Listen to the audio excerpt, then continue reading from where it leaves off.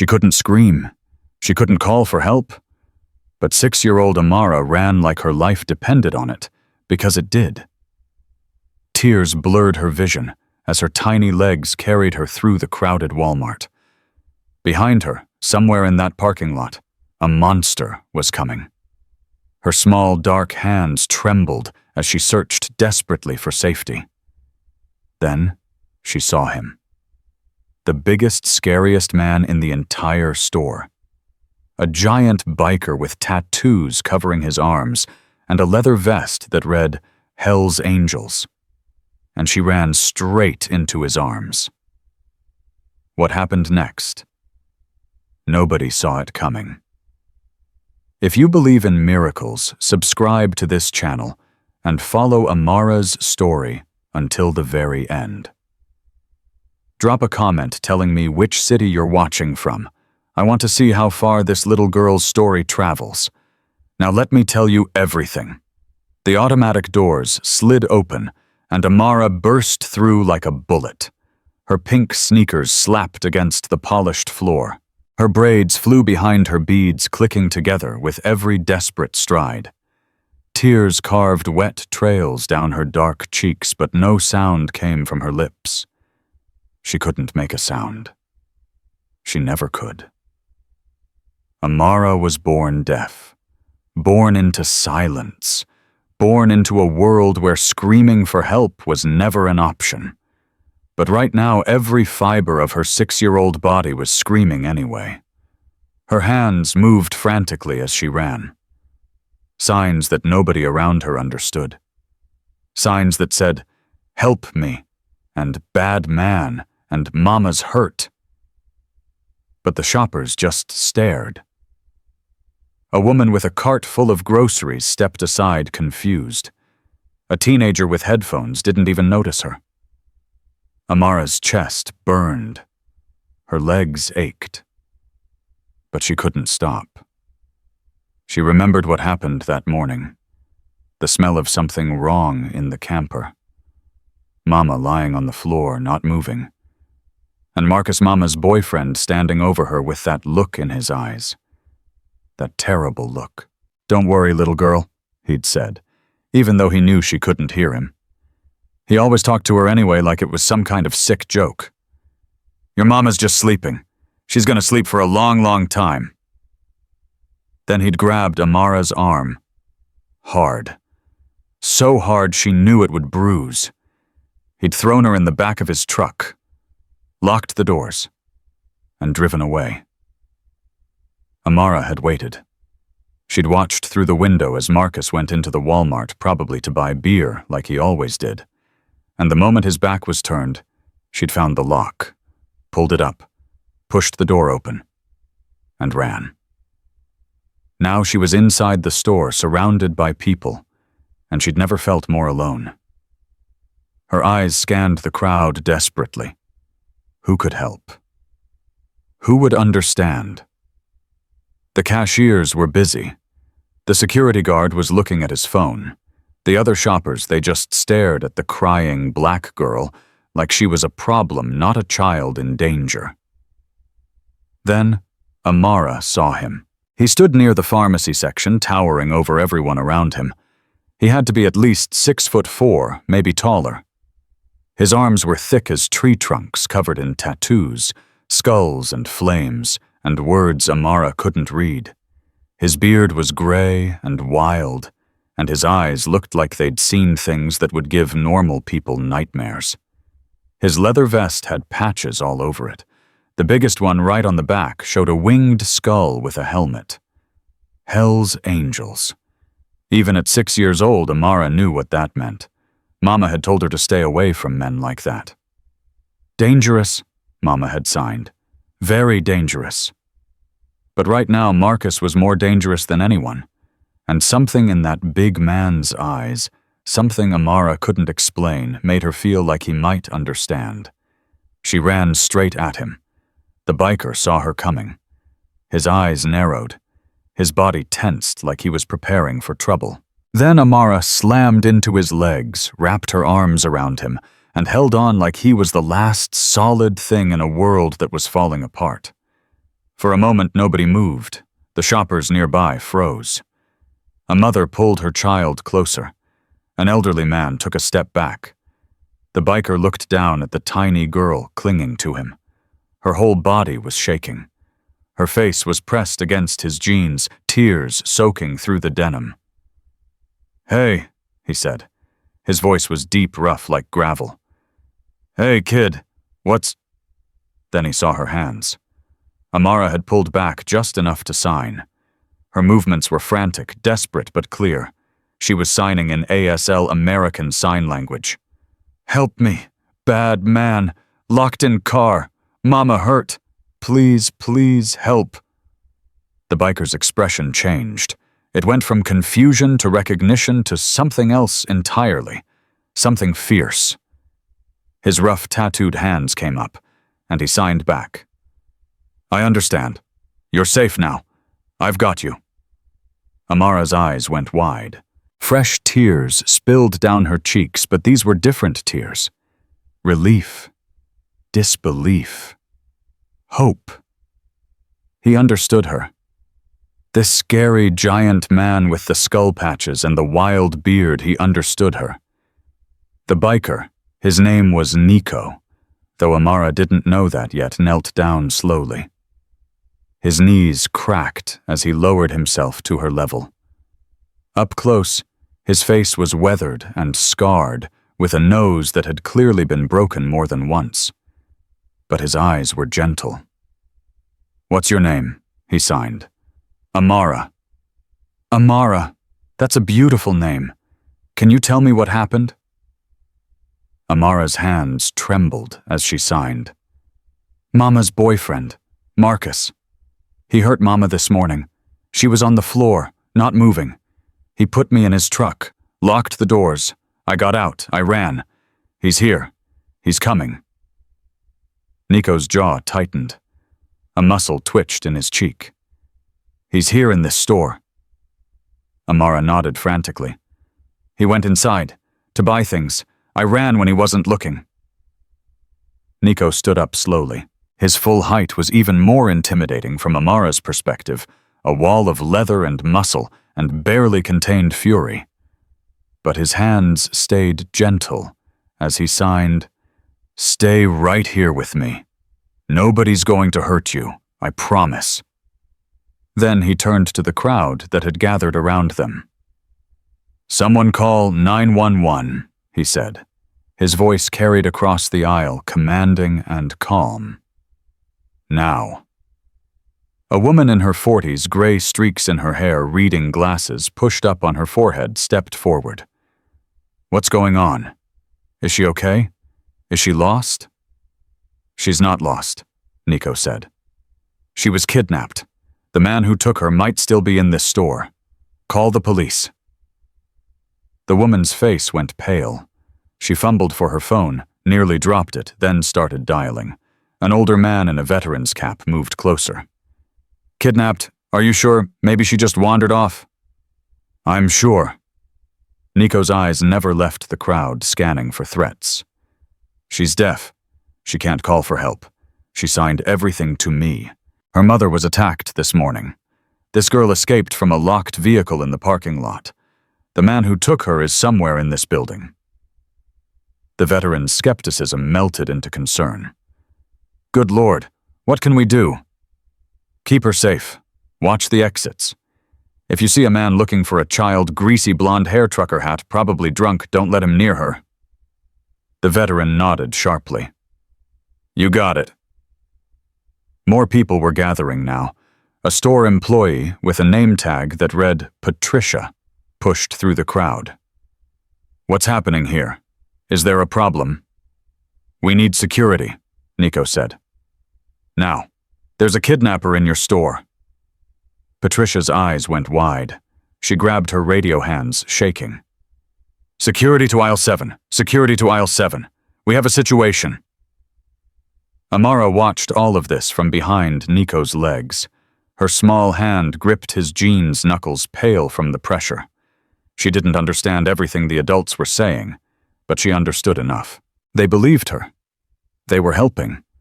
For the first time all day, she felt like she could breathe. Nico glanced down at her. His signs were calm, reassuring. "The police are coming. You're doing great, Amara. You're so brave." Amara shook her head. "I'm scared," she signed. "That's okay. Being brave doesn't mean you're not scared. It means you keep going even when you are. And you did. You got out of that truck. You ran. You found help. That's the bravest thing I've ever seen." A fresh wave of tears rolled down Amara's cheeks, but she nodded. "Can you tell me more about Marcus?" Nico signed. "What does he look like? Blonde hair, dirty, always wears a hat with a truck on it. He smells bad, like the bottles he drinks from." Nico's expression hardened. "And your mama? What happened to her?" Amara's hands faltered. The memory was too fresh, too painful. "I woke up this morning. Mama was on the floor in the camper. Her face was wrong color, not moving. Marcus was there. He said she was sleeping, but she wasn't sleeping. She was—" Amara's hands dropped. She couldn't finish. Nico understood. He knelt back down, placing one massive hand on her shoulder. The weight was comforting somehow. "We're going to help your mama too," he signed. "The police will find her. They'll make sure she's okay." "What if she's not okay?" Amara's signs were small, frightened. "What if she's—" "Don't think about that right now. Right now we focus on keeping you safe. That's what your mama would want." Amara nodded slowly. She wanted to believe him. She needed to believe him. The crowd around them had grown. 15, maybe 20 people now, all watching, all whispering. Some had their phones out recording. Others just stared. An elderly black woman pushed through to the front. She had kind eyes and gray hair pulled back in a neat bun. She looked at Amara with an expression of pure maternal concern. "Oh, honey," she said, even though Amara couldn't hear her. Then she turned to Nico. "Does she need anything?" "Water. Something to eat." Nico relayed the question in sign language. Amara shook her head. "She's okay for now," Nico said. "Just scared. Can you stay with her for a minute? I need to watch for this guy." The elderly woman nodded firmly. "Of course. Of course."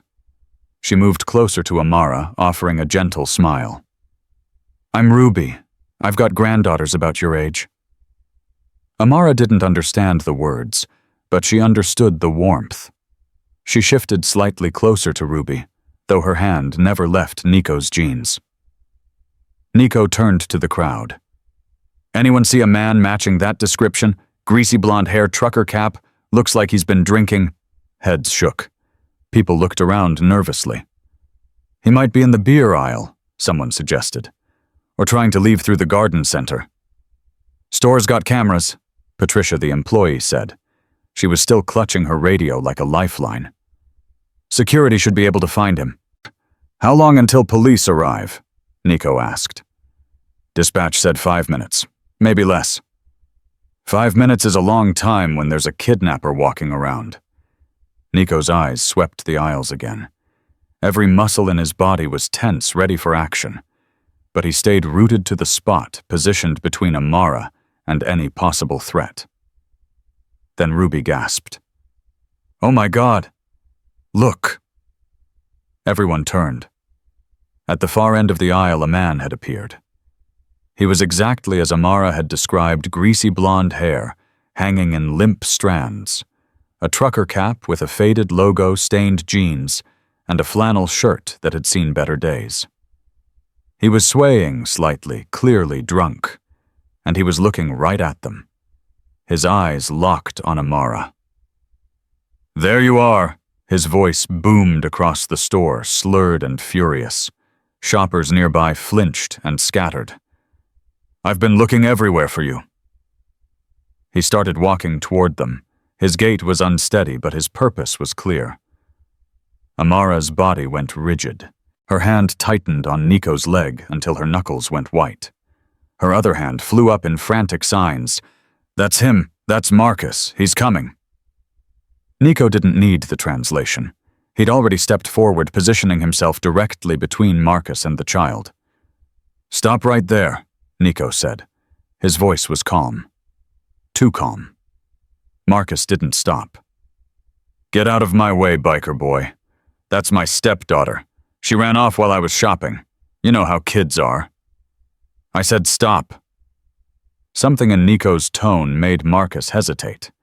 He was about 15 feet away now, swaying slightly as he tried to focus. "Who the hell do you think you are?" Marcus spat. "I'm her family. She's got no business running around causing trouble. Deaf kids, man, they don't understand nothing. Always wandering off." "She didn't wander off." "Yeah. Then what happened?" Nico's eyes were cold. "You tell me. Tell me about this morning. Tell me about her mother." For just a second, something flickered across Marcus's face. Fear-guilt. It was gone before Amara could identify it. "Her mama's fine," Marcus said. "Just sleeping. She was tired, so sleeping." Nico's voice was flat. "In a camper behind a gas station, while you took her 6-year-old daughter and drove away." Marcus's jaw tightened.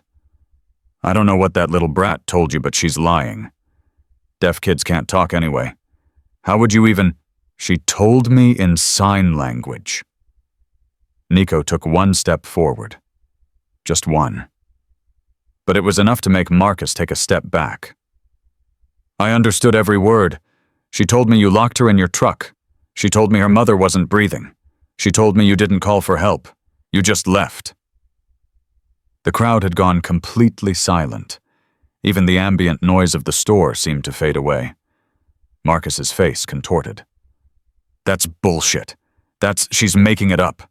Kids lie all the time. You can't believe—" "Where's her mother right now?" "I told you she's at home, sleeping. Then you won't mind if the police check on her." For the first time, real panic crossed Marcus's features. "Police, now hold on. There's no need for that. This is a family matter. Just let me take my stepdaughter and we'll go. No harm done. She's not going anywhere with you." Marcus's patience snapped. His drunk bravado swelled back up, overriding his fear. "Listen here, you leather-wearing piece of—" He lunged. It happened fast. Marcus's hand shot out, reaching for Amara.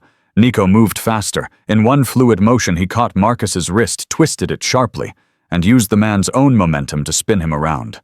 A split second later, Marcus was face first against a shelf full of cold medicine, his arm wrenched up behind his back at an angle that made him howl in pain. "Don't!" Nico's voice was ice. "Touch her." Marcus struggled, but it was useless. Nico had at least 60 pounds of muscle on him, and he was sober. The drunk man might as well have been fighting a concrete wall. "You're breaking my arm. I haven't broken anything yet." Nico increased the pressure slightly. "But I could, easily. I'll have you arrested assault. This is assault. The only one getting arrested today is you." As if on cue, the sound of sirens cut through the air, getting closer. Fast. The next few minutes were chaos. 2 police officers burst through the front entrance, hands on their weapons. A store security guard directed them toward aisle 7. Shoppers scattered to make way, some still filming on their phones. "Police, everyone stay where you are." The lead officer, a stocky man in his 40s with a graying mustache, took in the scene quickly, a Hell's Angel pinning a struggling man against a shelf, while a crowd of shoppers looked on, and a tiny black girl clung to an elderly woman's hand. "What's going on here?" the officer demanded. Nico didn't release Marcus, but he nodded toward Amara. "This man kidnapped that child. Her mother was attacked this morning, might still be at the scene. Camper behind a gas station somewhere nearby. You need to send someone now." Marcus tried to twist free. "He's lying. That's my stepdaughter. He attacked me. The officer's partner, a younger woman with her hair pulled back tight, moved toward Amara. Sweetie, are you okay? Can you tell me what happened? Amara pressed closer to Ruby, her eyes wide with fear.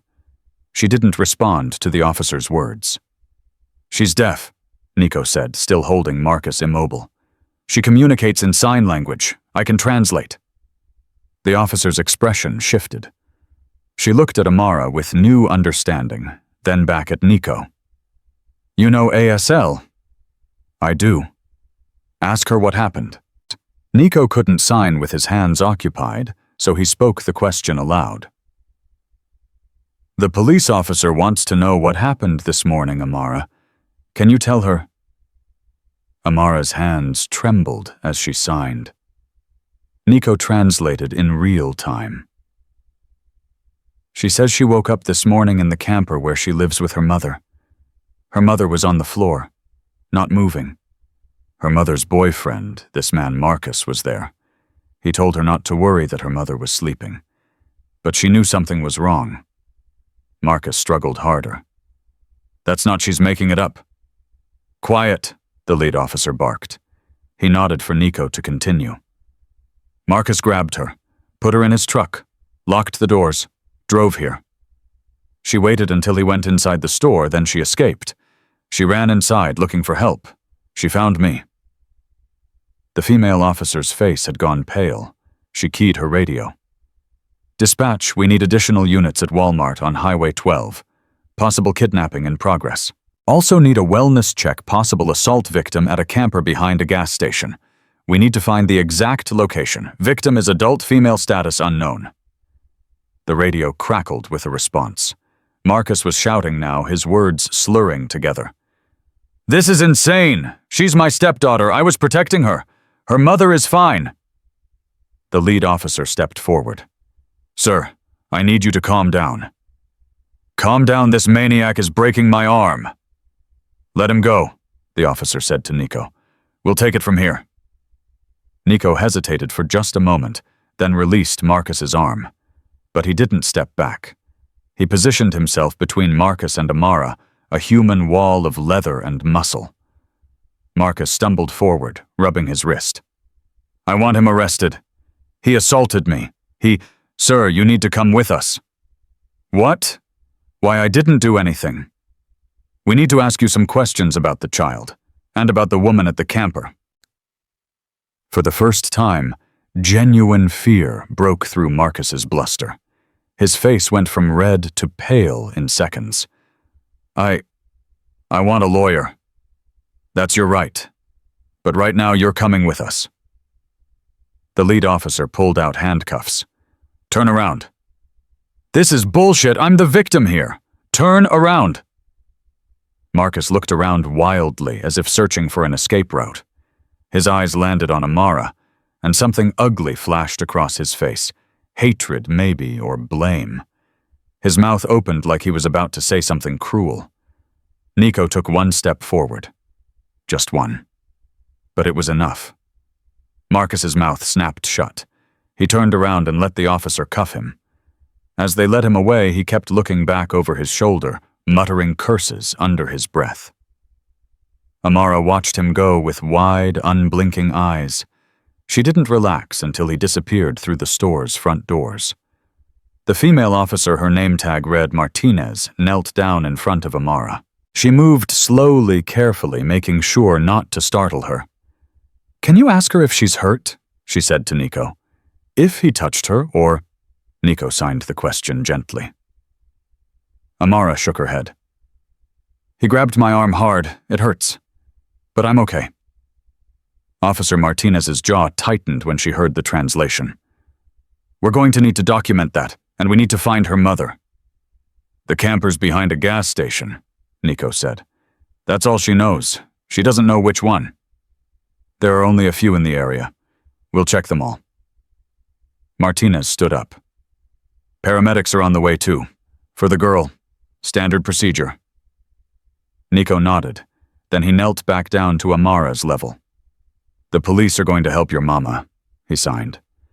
They're sending people to find her right now. You did so good, Amara. You saved her. Amara's lower lip trembled. What if they're too late? Don't think like that. You got help. That's what matters. Whatever happens next, you did everything right. I'm scared. I know. But you're not alone anymore. I'm right here. I'm not going anywhere. Amara looked up at him, this massive, tattooed biker who had somehow become the safest person in her world. Promise, she signed. Nico didn't hesitate. Promise. The next 20 minutes felt like hours. Paramedics arrived and examined Amara. They found bruises on her upper arm, 4 finger-shaped marks where Marcus had grabbed her. They documented everything with photographs, while Officer Martinez took notes. Ruby, the elderly woman who had stepped up to help, stayed close by offering Amara gentle smiles and tissues for her tears. Patricia, the store employee, brought a juice box and a package of crackers from the staff room. And through it all, Nico never left Amara's side. He stood like a sentinel, arms crossed, watching everyone who came near. The other shoppers had mostly dispersed, though a few lingered, still watching, still whispering. The teenagers who had been filming put their phones away when Nico gave them a look. What's going to happen to her? Ruby asked Nico quietly. If things are bad at that camper, social services will get involved, Nico said. They'll find family if there is any. Otherwise... He didn't finish the sentence. Poor baby. Ruby dabbed at her own eyes. She's so young. No child should go through this. Nico's jaw tightened. He thought about his sister, his baby sister Lucia, who had been deaf from birth just like Amara, who had relied on him to translate the world for her, who had been gone now for almost 20 years. He'd been 17 when she died. A car accident. He hadn't been there. Couldn't have done anything. But he'd never stopped feeling like he'd failed her. Now, looking at Amara, he felt something shift in his chest. Something painful and familiar and terrifyingly fragile. She's going to be okay, he said, more to himself than to Ruby. Whatever it takes, she's going to be okay. Officer Martinez approached them, her radio crackling with updates. We found the camper, she said, behind the speedway off Route 9. Nico's whole body tensed. And Martinez hesitated, just for a second. But it was enough. Paramedics are on scene. The mother she was in bad shape when they found her. Unresponsive, but alive. They're transporting her to County General right now.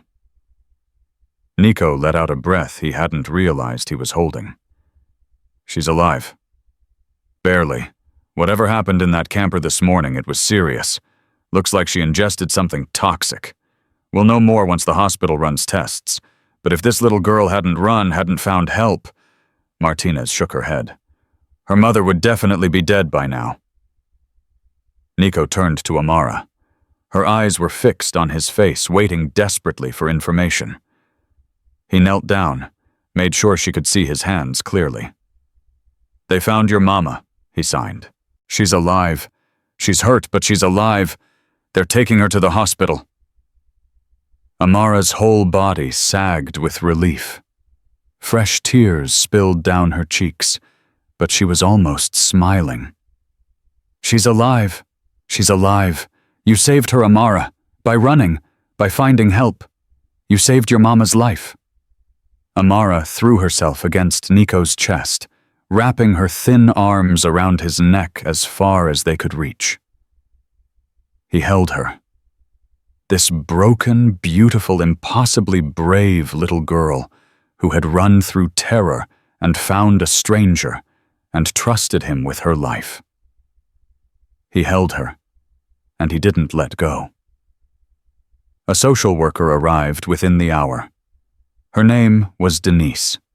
She was a heavy-set black woman in her 50s, with kind eyes and practical shoes. She'd clearly been doing this job for a long time. She moved with calm efficiency, asking the right questions, keeping her voice gentle. Hi, sweetheart. she said to Amara, even though she knew the girl couldn't hear her. She turned to Nico. You're the translator. I know sign language. I've been communicating with her. That's fortunate. Very fortunate. Denise looked at Amara with something like wonder. Poor thing ran into a biker gang member who happens to know ASL. What are the odds? It wasn't luck, Nico said quietly. She saw my hands. Before she ran to me, she saw me scratching my beard, a two-handed gesture. I think she recognized it was similar to signing. Denise raised an eyebrow. Smart kid? The smartest, the bravest. Denise smiled. It transformed her whole face. I can see you've gotten attached. I just want to make sure she's safe. That's my job now, but I appreciate everything you did for her. Denise pulled out some paperwork. I need to ask you some questions, and then I need to talk to Amara, with your help translating. For the next half hour, Denise gathered information. Amara's age, her mother's name Shayla, her mother's boyfriend's name Marcus, how long they'd been living in the camper, whether Amara had any other family. That last question made Amara pause. Grandma, she signed eventually. Mama's mama, but she lives far away. I don't remember where. Does she have a phone number? An address? I don't know. Mama talked about her sometimes, but I never met her. Denise made notes. We'll look for her. In the meantime, Amara, you're going to come with me. We're going to find you somewhere safe to stay while your mama gets better. Amara's eyes went wide with panic. Her hands flew up. No, I want to stay with him. She pointed at Nico. Denise looked at Nico. Nico looked at Amara. I can't, he started. Please, Amara signed. He understands me. He kept me safe. Please don't take me away from him. Amara, listen. Nico's signs were gentle, but firm. This lady Denise, she's going to help you. She helps kids like you all the time. She'll make sure you're somewhere safe. But you promised. Amara's face crumpled. You promised you wouldn't leave. The words, the signs hit Nico like a punch to the chest. He had promised. He'd looked this little girl in the eye and promised he wasn't going anywhere. I'm not leaving you, he signed. But I'm not. I don't have a home that's right for a kid. I'm a biker, Amara. I live with other bikers. It's not the right place for you. I don't care. I know. But sometimes what we want isn't what's best for us. Amara's tears were flowing freely now. Silent tears, as always. Her small body shook with sobs that made no sound. It was the worst thing Nico had ever witnessed. He pulled her into another hug. Over her head, he made eye contact with Denise. Can I visit her, wherever she ends up? Denise hesitated. That depends on a lot of factors. The foster placement, the family's comfort level, background checks. I'll do whatever background checks you need. I'll jump through whatever hoops. Just... Nico's voice cracked. Just barely, but it cracked. She trusted me. I can't let her think I abandoned her. Denise studied him for a long moment. This giant tattooed biker with the fierce reputation and the gentle hands. We'll see what we can do, she said finally. But I can't make any promises. The time came to go. Denise had a car seat in her vehicle. She was always prepared. She'd arranged a temporary foster placement with an experienced family. Everything was handled, everything was in place. But Amara wouldn't let go of Nico's hand. I don't want to go, she signed. Please, don't make me go. Nico knelt down one more time. His eyes were burning, but he refused to cry. He had to be strong. For her. Listen to me, Amara. You are the bravest person I have ever met. You survived something terrible today. You saved your mama's life. And you found me some scary guy in a Walmart and you trusted me to help you. That takes more courage than most people have in their whole lives. Amara's lips trembled. I need you to be brave one more time. Go with Denise. Let her take care of you. And I swear, his hands emphasized each word, I swear I will see you again. I don't know when. I don't know how. But this isn't goodbye forever. It's just goodbye for now. Promise. I promise on my life.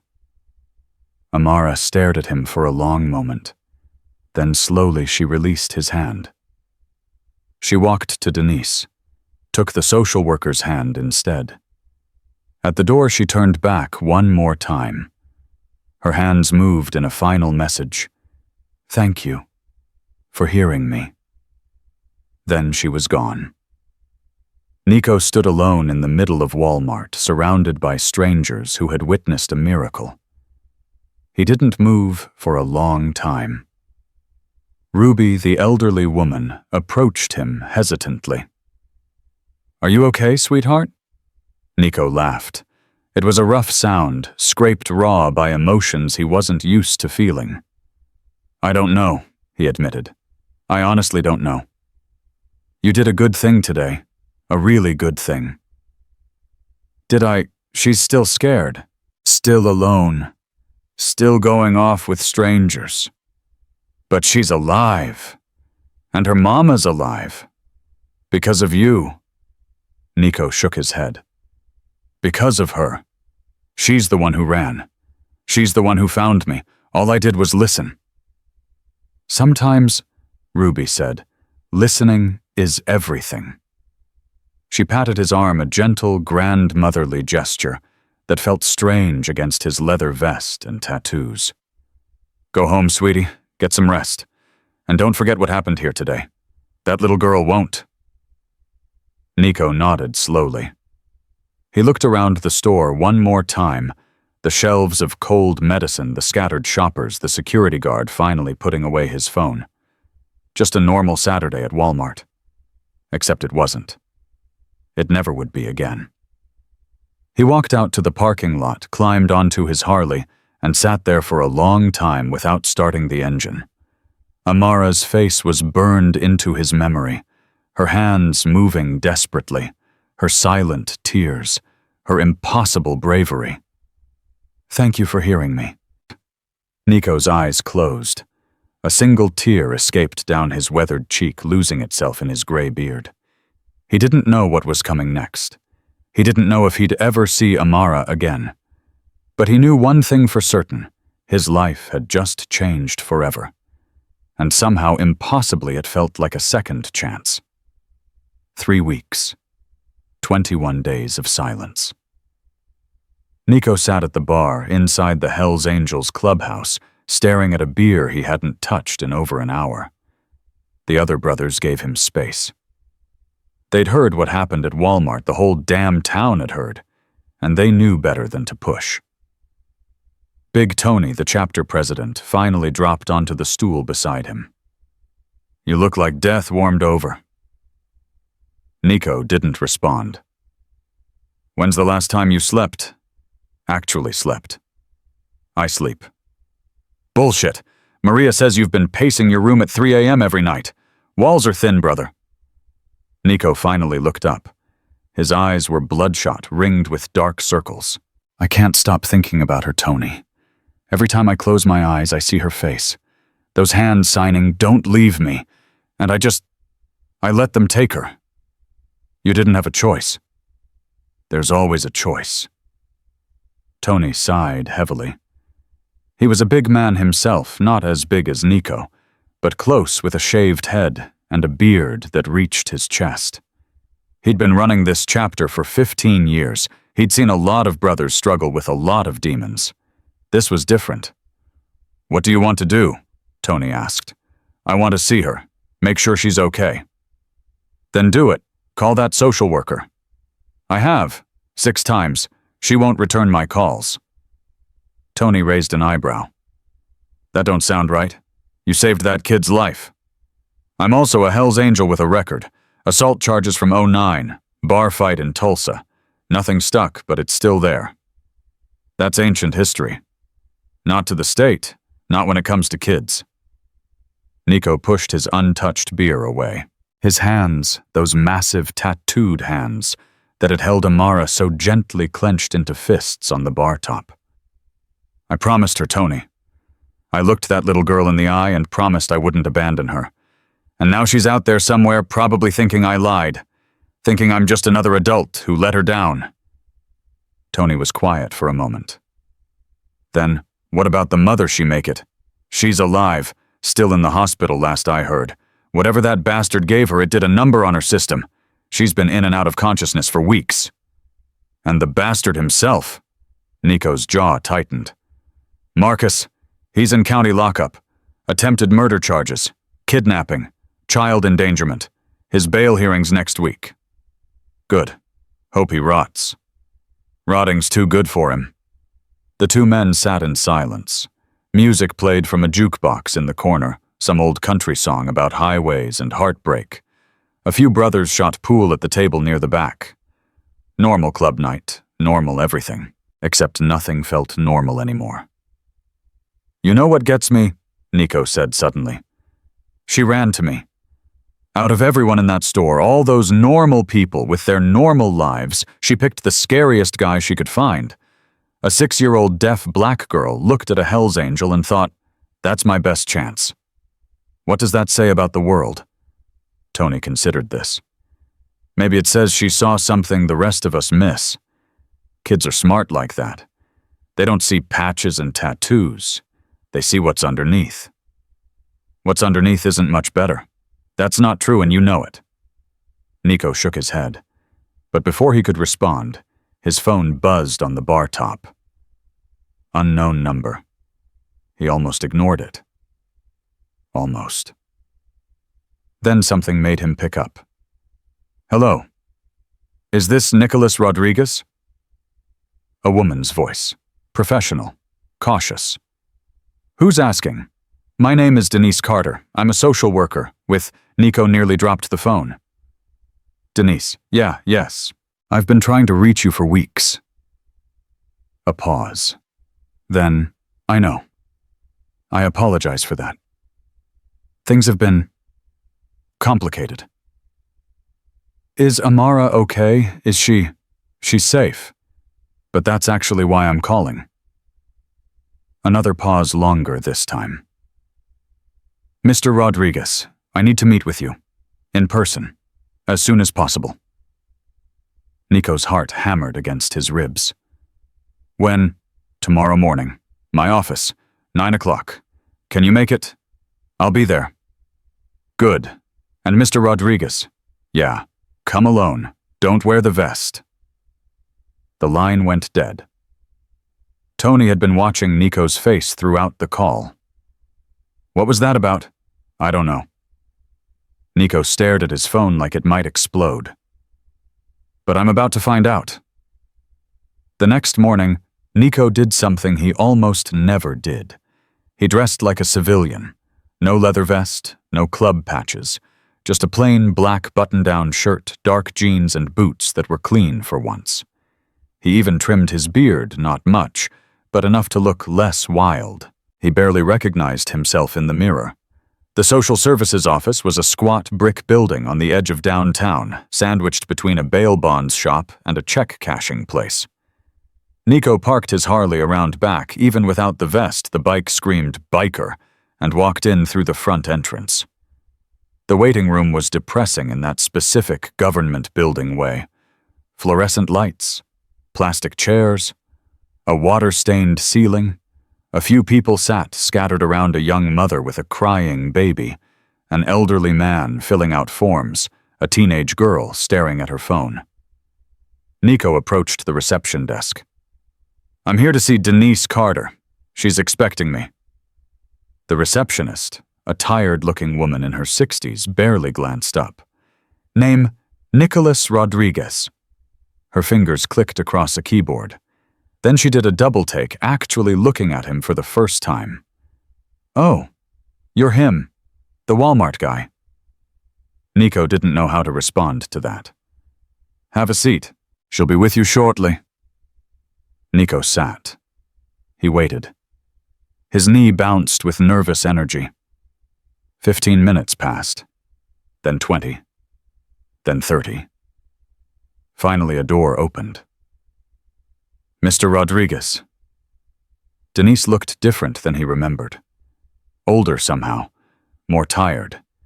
The kind eyes were still there, but they were shadowed now, weighed down by something heavy. "Come with me, please." Her office was small and cluttered stacks of files, everywhere a dying plant on the windowsill, children's artwork taped to the walls. She gestured to a chair across from her desk. "Thank you for coming. You said it was important." "It is." Denise sat down heavily, like her body ached. "I'm going to be honest with you, Mr. Rodriguez. What I'm about to tell you is unconventional, possibly inappropriate. But I've been doing this job for 23 years, and sometimes you have to trust your gut." Nico leaned forward. "Just tell me. Is Amara okay?" Denise was quiet for a moment. Then, "No, she's not." The words hit Nico like a physical blow. "What do you mean? What happened? Is she hurt?" "Physically, she's fine. But emotionally," Denise shook her head. "She's been through 3 foster placements in 3 weeks. 3 why?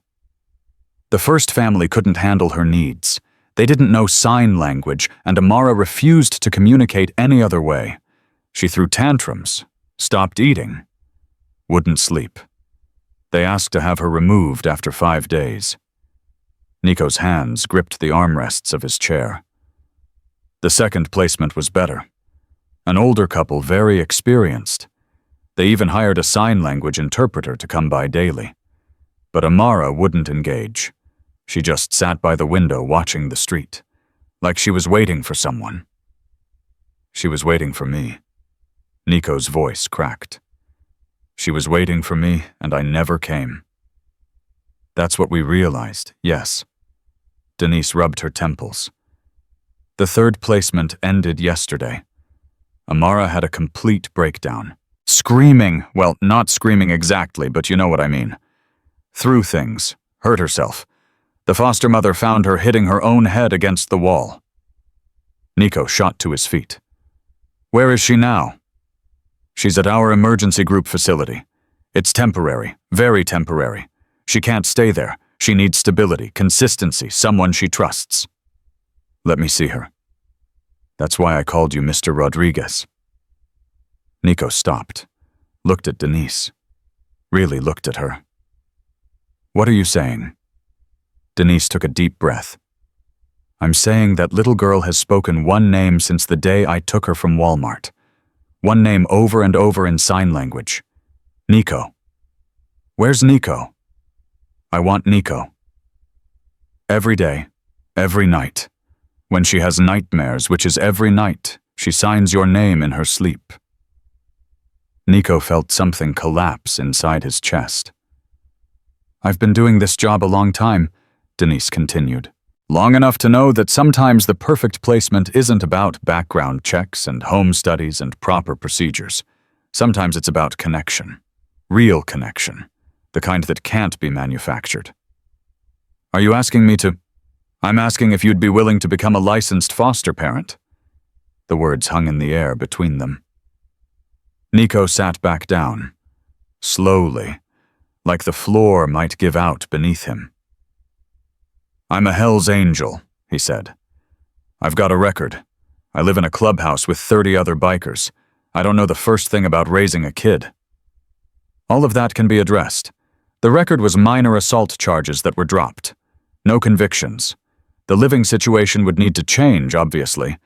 And as for not knowing how to raise a kid..." Denise smiled slightly. "Nobody does. Not really. You learn as you go." "This is insane." "Probably. The state would never approve it."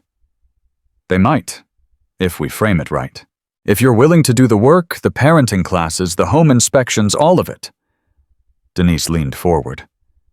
"The question isn't whether it's possible, Mr. Rodriguez. The question is whether you want it." Nico stared at his hands. those rough, scarred hands that had held a crying little girl in the middle of a Walmart. "Can I see her first, before I decide anything?" "That's actually why I called. She's been asking for you so persistently that her therapist thinks a visit might help stabilize her. Are you available today? Right now. Take me to her right now."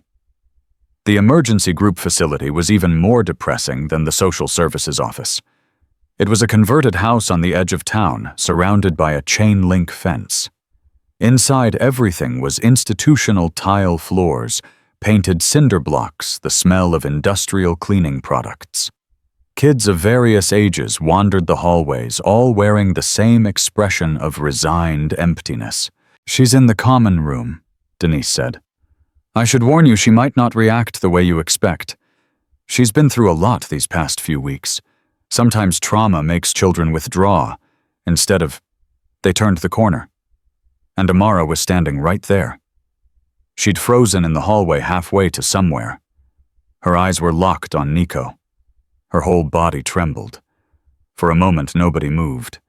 Then Amara's hands flew up. "You came. You came. You came." She ran. Nico dropped to his knees just as she slammed into him, her thin arms wrapping around his neck, her face pressing into his shoulder. Her whole body shook with silent sobs. He held her tight. So tight. Like he might never let go. "I'm here," he signed, one-handed, the other arm still wrapped around her. "I'm here. I'm sorry it took so long. I'm so sorry." Amara pulled back just enough to sign, "I thought you forgot me. I thought you didn't want me anymore." "Never. I could never forget you. I tried to find you. I called and called, they wouldn't tell me where you were. They kept moving me. Different houses, different people, none of them understood me. None of them were you." Nico's eyes burned. I know, but I'm here now. Are you going to leave again?" The question, so simple, so devastating, made Nico's breath catch. He looked up at Denise. She was watching them with tears in her own eyes. Then he looked back at Amara. This broken, beautiful, impossibly brave little girl who had chosen him, who had run through terror and found a stranger and refused to let him go. "No," he signed. "I'm not going to leave again. Promise, I promise. Forever."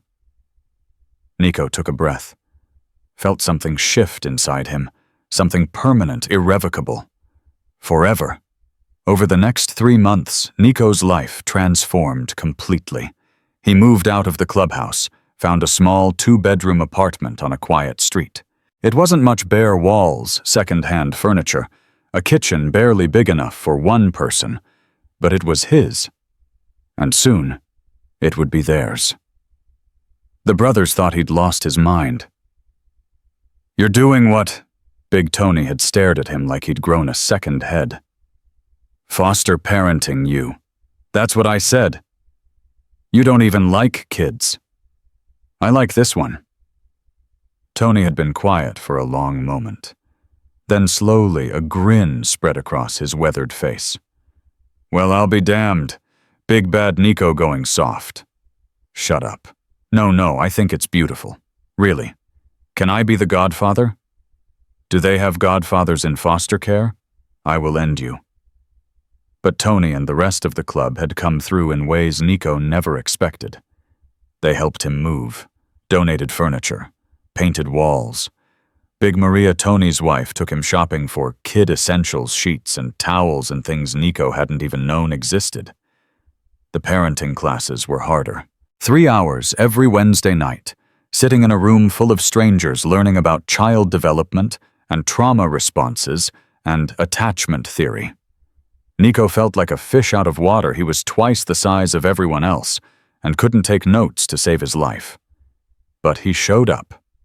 Every single time. The home inspector came on a Tuesday afternoon. A skinny man with glasses and a clipboard who walked through Nico's apartment with an expression of barely concealed skepticism. "This is the child's bedroom." "Yeah." Nico had done his best. New bed, purple sheets. Amara's favorite color, according to Denise, a bookshelf with children's books about deaf kids and sign language. The inspector made a note. And what's your emergency plan if fire extinguisher in the kitchen first aid kit in the bathroom emergency contact list on the fridge. I also installed smoke detectors in every room and a security system on the doors. The inspector blinked. That's thorough. I don't do anything halfway. Another note. And your employment situation. I work at a motorcycle repair shop. Steady hours, steady pay. My boss knows about the Foster situation. He's flexible with scheduling. What about the club activities? Nico's jaw tightened. I'm still a member of the Hells Angels. That's not going to change. But my involvement in club business has decreased significantly. My priority is Amara. The inspector looked at him for a long moment. You really want this, don't you? More than anything I've ever wanted. The inspector closed his clipboard. I'll submit my report. You should hear back within 2 weeks. The 2 weeks felt like 2 years. Nico visited Amara at the group home every day. They'd sit together in the common room signing back and forth for hours. She told him about the other kids there. Some were nice, some were mean, most were just sad. She told him about her nightmares which came every night, now always the same. Marcus's face. The locked car door, her mother lying motionless on the floor. She told him about her mother. Mama's better, she signed one afternoon. The social worker said she's awake now. She's going to be okay. Nico nodded carefully. Denise had told him about Shayla's situation out of the hospital, now in a rehabilitation program working with social services on a reunification plan. But reunification could take months, maybe longer, and there were no guarantees. That's good news, Nico signed. Your mama loves you very much. Amara's hands hesitated. Will I have to go back to her? Is that what you want? I don't know. Amara's eyes dropped. I love Mama, but she chose Marcus. She chose him over me. And now, she made mistakes. Adults make mistakes too. Will you make mistakes? Nico smiled sadly. Probably. I'll definitely make mistakes, Amara. I don't know what I'm doing most of the time, but I promise you I will never ever choose anyone or anything over you. You will always come first. Amara was quiet. Then, I want to stay with you. Even though I'm scary looking, even though I ride a loud motorcycle, even though I can barely cook and I snore like a bear. A tiny smile crossed Amara's face. It was the first one Nico had seen in weeks. Even though all that. The call came on a Friday afternoon. Nico was at the shop, elbow deep in a transmission rebuild, when his phone rang. He saw Denise's name and nearly dropped his wrench. Hello? Mr. Rodriguez, it's Denise. I have news. Nico's heart stopped. What kind of news?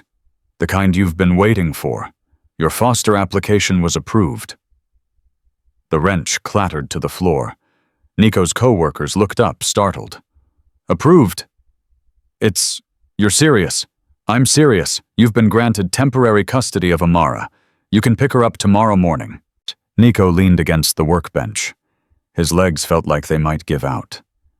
Tomorrow morning, 9 o'clock, at the group home.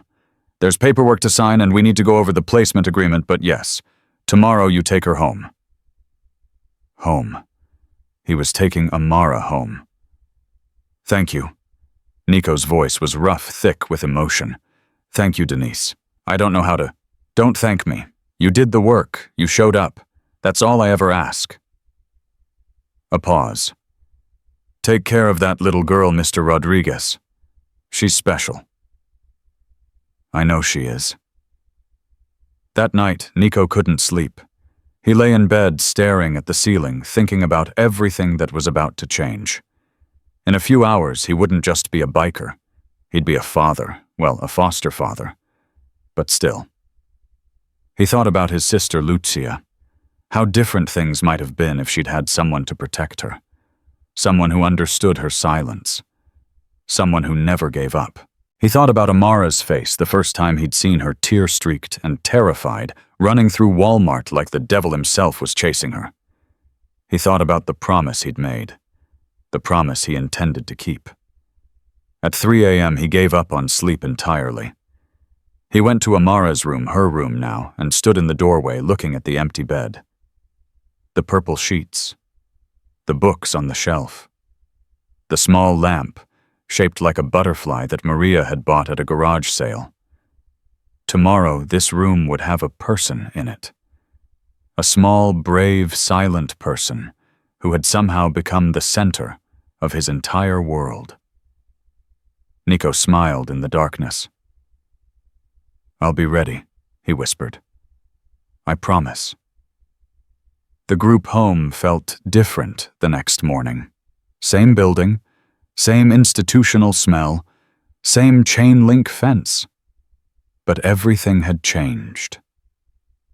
Denise met him at the entrance with a stack of paperwork and a tired smile. "Big day." "The biggest. She's been up since 6. Couldn't stop pacing. The other kids thought there was an earthquake." Nico laughed. It felt strange in his throat, rusty from disuse. They walked through the halls together. Kids looked up as Nico passed, their eyes wide. He probably still looked scary to them. Even in civilian clothes, he was huge and rough and covered in visible tattoos. But he wasn't scary to the one person who mattered. Amara was waiting in the common room. She had a small backpack clutched to her chest, everything she owned in the world. Her eyes found Nico the moment he entered. She didn't run this time. She walked. Slowly. Like she was afraid it wasn't real. Like she was afraid he might disappear. Nico knelt down. Extended his hands. "Ready to go home?" Amara nodded. Then her hands moved. "Is it really happening? You're really taking me?" "I'm really taking you. Our apartment is waiting. Your room is all set up. Purple sheets just like you wanted." "You remembered. I remember everything you tell me." Amara threw herself into his arms one more time. She smelled like institutional soap and something sweet, maybe the juice from breakfast. Nico held her tight. "Let's go home," he signed. And they did. The apartment felt different with Amara in it. Fuller. Warmer. Alive. She explored every inch like an astronaut landing on a new planet. The kitchen. The bathroom. The tiny living room with its second-hand couch. And then her bedroom. She stopped in the doorway. Stared. Nico watched nervously. "Is it okay I can change things if you don't like?" Amara's hands flew up. "It's purple. Your favorite color. The bed has a purple blanket." "Maria, she's the wife of my friend Tony, she made it. By hand. Someone made this for me. A lot of people helped. The whole club, actually. They wanted you to feel welcome." Amara walked into the room slowly. She touched the blanket, the pillows, the bookshelf, the butterfly lamp. Then she turned around and Nico saw something he'd never seen before. Amara was smiling. Really smiling. A smile that reached her eyes and transformed her whole face. "I love it," she signed. "I love it. I love it." Nico let out a breath he hadn't realized he was holding. "Good. Because this is your home now, for as long as you want it." The first few weeks were an adjustment. Amara had nightmares almost every night. She'd wake up thrashing her hands, signing frantically in the darkness. Nico learned to sit with her to sign, "You're safe," over and over until her breathing slowed. She had trouble eating at first. The trauma had messed with her appetite. Nico learned to make foods soft enough for her to manage, colorful enough to be appealing. Scrambled eggs became his specialty. She didn't trust easily. When Nico's brothers stopped by to visit, she hid behind his legs, watching them with wary eyes. Even Big Maria, who was the gentlest soul Nico had ever known, couldn't get close for weeks. But slowly, things changed. The nightmares became less frequent. The meals became easier. And one day, without warning, Amara walked right up to Big Tony and handed him a drawing she'd made. "What's this?" Tony looked at the paper confused. Nico translated Amara's signs. "She says it's you. On your motorcycle. She wants you to have it." Tony's tough guy facade crumbled instantly. His eyes got watery. He knelt down, not easy for a man his size, and signed the only thing he knew in ASL. "Thank you." Amara grinned. "I think she likes you," Nico said. "Of course she likes me. I'm extremely likable." "You literally threatened a guy with a tire iron last week." "That was business. This is different." It was different. Everything was different now. And Nico was starting to think that different might be exactly what he'd needed all along. Then, 6 weeks after Amara moved in, Denise called with news. "Shayla completed her rehabilitation program," she said. "She's been sober for 60 days. She has stable housing, a job lined up. She's asking about reunification." Nico's stomach dropped. "Already? The courts favor biological parents. You know that. She has rights." "What about Amara's rights? What about what she wants?" "That matters too. But this isn't up to me. There'll be a hearing. The judge will consider everything: Shayla's progress, your bond with Amara, what's in the best interest of the child." Denise paused. "I wanted you to know before the official paperwork arrived." Nico stared at the wall of his apartment. Amara was in her room, reading a book about butterflies. Safe. Happy. Home. And if the judge rules for reunification, then Amara goes back to her mother. That's how foster care works. It's not fair. No, it's not. But it's the law. Another pause. Fight for her, Mr. Rodriguez. At the hearing, fight like hell, because that little girl's future depends on it. The line went dead. Nico set down his phone. His hands were shaking, something that almost never happened. He'd faced down rival gangs, been shot at twice, nearly died in a crash on I-40 when he was 23. None of that scared him like this. He walked to Amara's doorway, watched her reading, her small fingers tracing the colorful pictures of monarchs and swallowtails. She looked up, saw his face, frowned. "What's wrong?" she signed. Nico forced a smile. "Nothing. Just thinking." "About what?" "About losing you. About the hearing. About the fact that the best thing in my life might be taken away. About how lucky I am," he signed instead. "Go back to your book. I'll make dinner soon." Amara studied him for a moment. She was too smart, this kid. She saw through everything. But she nodded and went back to her butterflies. Nico stood there for a long time, watching her read, trying to figure out how to fight a battle he wasn't sure he could win. The courthouse smelled like old paper and fear. Nico sat on a wooden bench outside the family courtroom, his leg bouncing with nervous energy.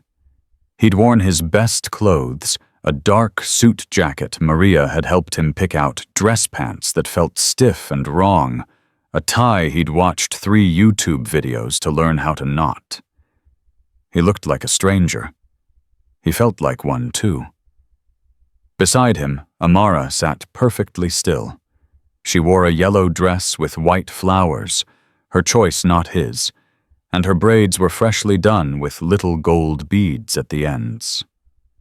Ruby, the elderly woman from Walmart, who had become something like a grandmother to Amara these past months, had spent 2 hours on them the night before.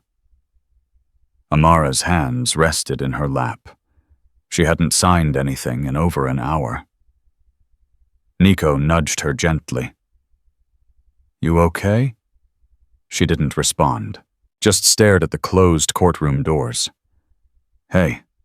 He turned her chin toward him so she could see his hands. "Whatever happens in there, I need you to know something.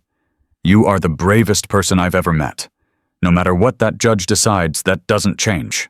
Okay." Amara's eyes were wet. "What if they make me go back? Then we'll figure it out. Together." "You promised forever."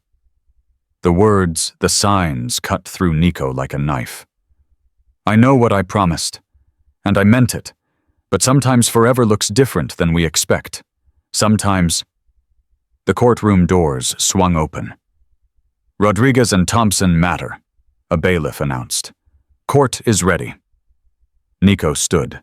His knees felt weak, another thing that almost never happened. He'd faced down armed men without flinching. But this terrified him. He took Amara's hand. "Let's go." The courtroom was smaller than Nico expected. Judge Patricia Hernandez sat behind an elevated bench, her gray hair pulled back severely, reading glasses perched on her nose. She looked tired, but sharp, the kind of woman who'd seen everything and couldn't be fooled. 2 tables faced her bench. Nico was directed to the left one, where his lawyer, a public defender named James Chen, who'd taken his case pro bono after hearing the story, was already seated. At the right table sat Shayla Thompson, Amara's mother. Nico had seen photos, but they hadn't prepared him for the real thing. Shayla was thin, too thin, with hollow cheeks and nervous hands. Her hair was pulled back in a simple ponytail, and she wore a plain blue dress that looked borrowed.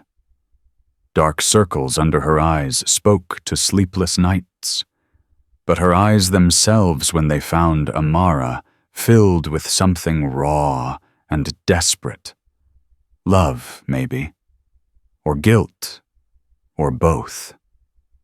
Amara saw her mother. Her whole body went rigid. "Mama," she signed, so small, Nico almost missed it. Shayla's hands came up, hesitant, unpracticed, and signed back, "Baby." It was the only sign she knew.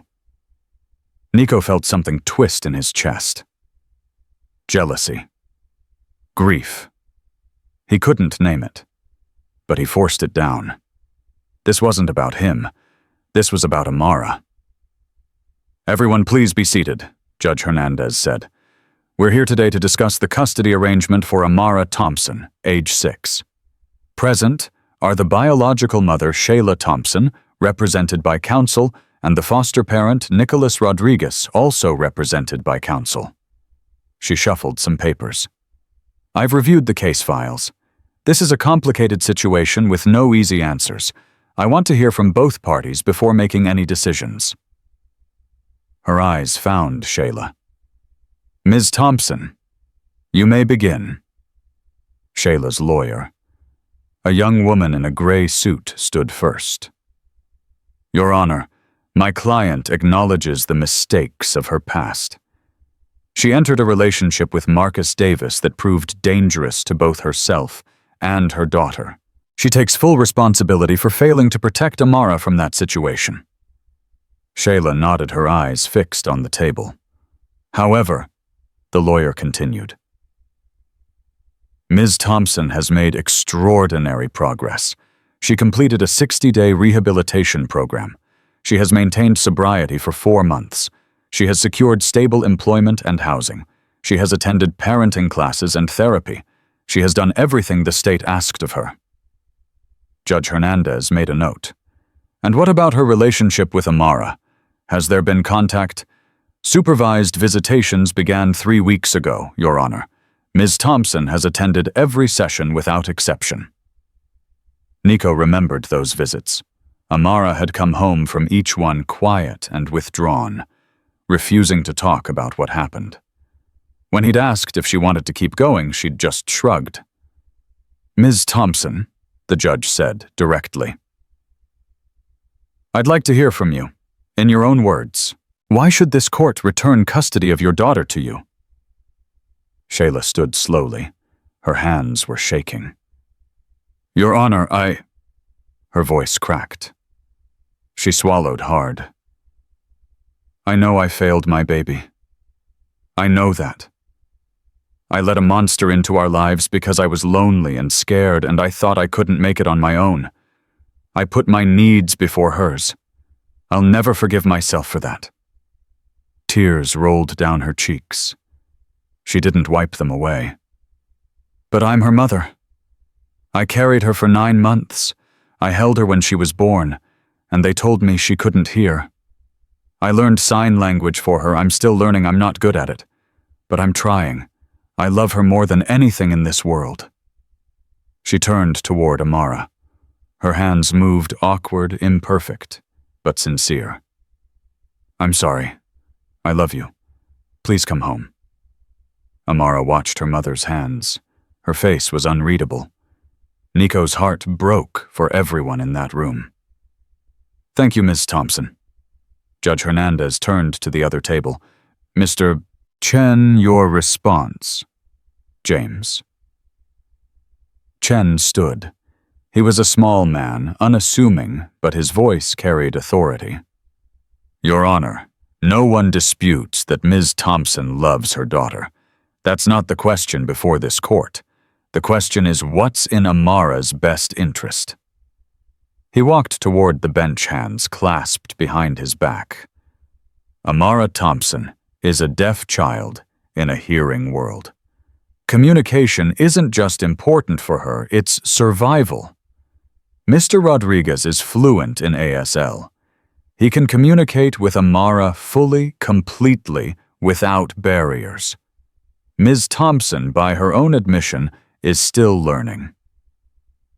Many parents learn alongside their children, the judge noted. True, but Amara isn't a toddler discovering language. She's a traumatized 6-year-old who has already been failed by the adults in her life. She needs someone who can understand her now. Today. Not someone who's working on it. Chen returned to the table and picked up a folder. "I have letters here, Your Honor, from Amara's teachers at her new school, a school for deaf children that Mr. Rodriguez enrolled her in. From her therapist. From the social worker assigned to her case. Every single one of them says the same thing. Amara has flourished under Mr. Rodriguez's care. Her grades are excellent. Her behavioral issues have resolved. She's making friends for the first time in her life."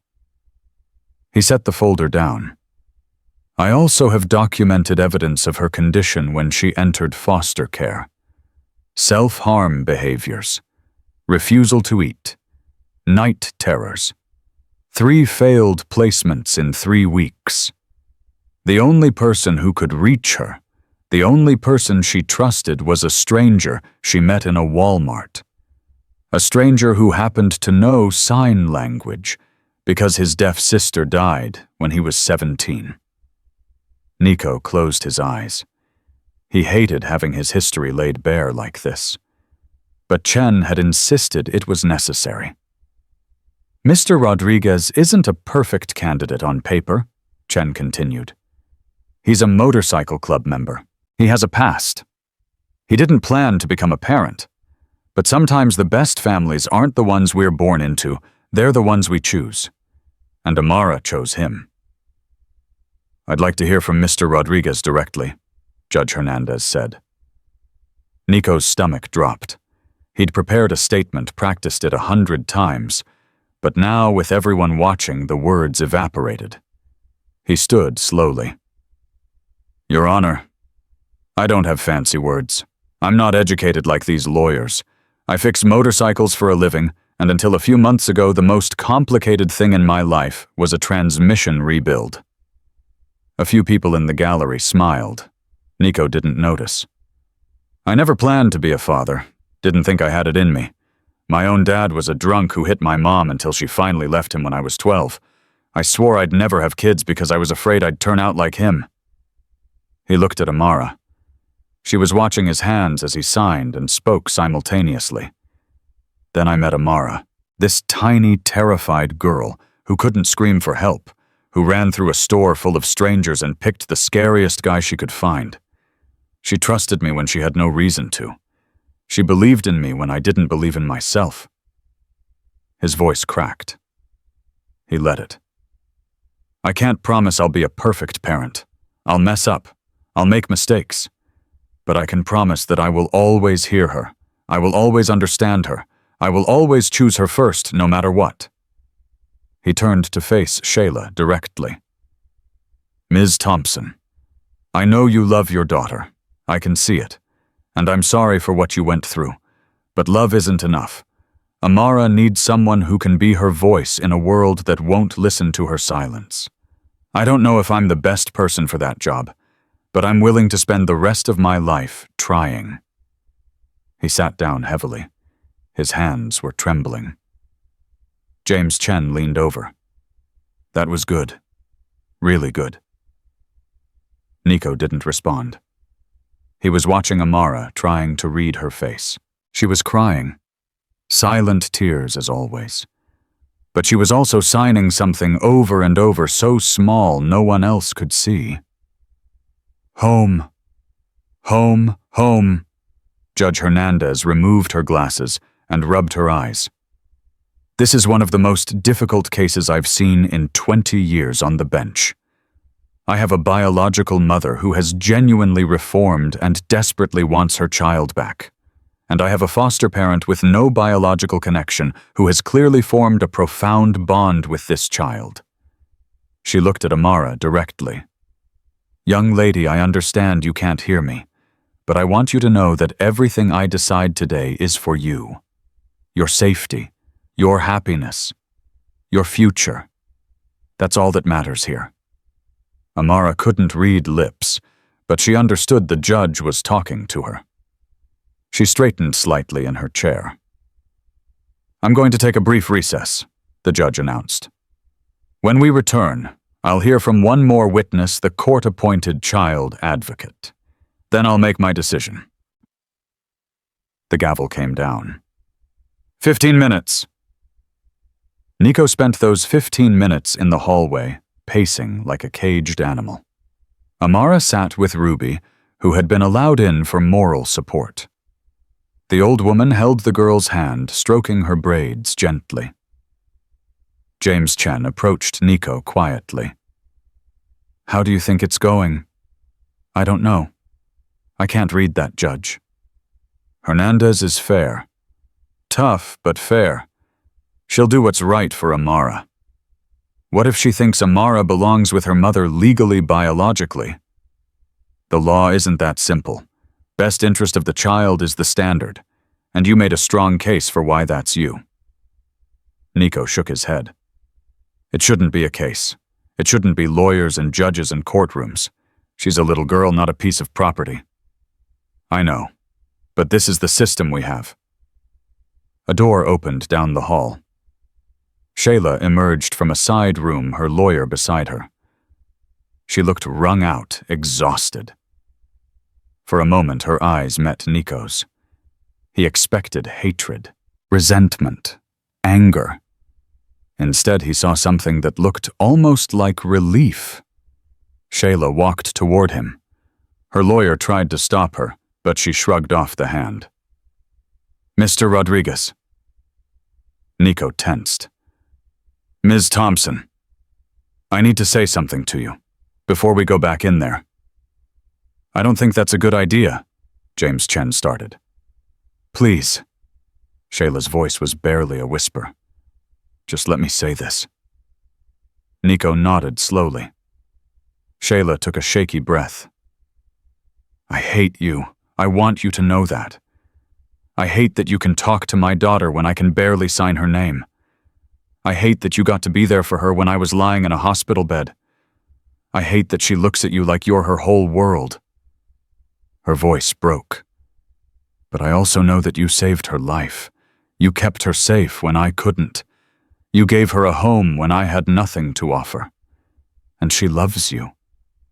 I see it in her face every time she looks at you." Tears streamed down Shayla's face. "I don't know what the judge is going to decide. But I need you to know, whatever happens, I'm grateful. For what you did for my baby. I'll spend the rest of my life being grateful." She turned and walked away before Nico could respond. He stood there frozen, something breaking open inside his chest. James Chen stared after her. "Well, I didn't expect that." Neither did Nico. The court reconvened. The child advocate, a soft-spoken woman named Dr. Patricia Wells, took the stand. She'd spent weeks interviewing Amara, observing her in both environments, compiling a report. "Dr. Wells," Judge Hernandez said, "what is your recommendation?" Dr. Wells opened her folder. "Your Honor, this is genuinely one of the most complex cases I've encountered. Both parties have demonstrated love for Amara. Both have the capacity to provide for her needs." She looked up. "However, after extensive observation, I have to recommend that Amara remain in the custody of Mr. Rodriguez." A gasp from Shayla's side of the room. "My reasoning is as follows," Dr. Wells continued. "Amara has significant trauma responses that are only now beginning to heal. Disrupting her current placement risks, undoing months of progress. Additionally, Mr. Rodriguez's fluency in ASL provides Amara with something her biological mother cannot yet offer: full and complete communication." "What about the biological bond?" the judge asked. "That's not insignificant." "No, it's not. Which is why I'm also recommending expanded visitation rights for Ms. Thompson. Weekly visits, gradually increasing, with the goal of rebuilding their relationship over time." Dr. Wells closed her folder. "In my professional opinion, the ideal outcome isn't an either-or, it's a both-and. Amara needs stability with Mr. Rodriguez, but she also needs connection with her mother. The two don't have to be mutually exclusive." Judge Hernandez considered this carefully. "Thank you, Dr. Wells. You may step down." The judge shuffled her papers one final time. Then she looked out at the courtroom. "I've heard compelling arguments from both sides today. This is not an easy decision, and I want everyone present to understand that there are no villains in this room. Only people who love a child and want what's best for her." She took a breath. "After careful consideration, I am ordering that Amara Thompson remain in the foster care of Nicholas Rodriguez." Nico's heart stopped. "Custody will remain temporary for now, with a review hearing in 6 months. At that time, if all conditions are met, I will consider converting temporary custody to permanent guardianship." "Your Honor," Shayla's lawyer started. "I'm not finished." The judge's voice was firm.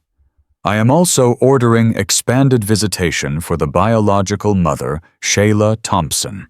Weekly supervised visits to begin immediately, with the possibility of unsupervised visits after 90 days of compliance." She looked at both tables. "This arrangement serves Amara's immediate need for stability while preserving her relationship with her biological mother. I expect both parties to work together, not against each other, for this child's sake." The gavel came down. "Court is adjourned." Nico didn't move. Couldn't move. He'd won. Somehow, impossibly, he'd won. Amara tugged on his sleeve. "What happened? What did she say?" Nico knelt down, his hands moving on autopilot. "You're staying with me. The judge said you can stay." Amara's eyes went wide. "Forever. 6 more months for sure. Then probably forever, if we do everything right. And Mama, she gets to visit you every week, so you can still see her." Amara processed this. Then slowly, a smile spread across her face. I get both. You get both. She threw her arms around his neck.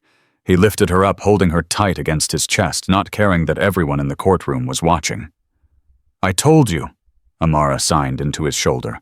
I told you I wanted to stay with you. And I told you I'd fight for you, Nico signed back. He looked across the room.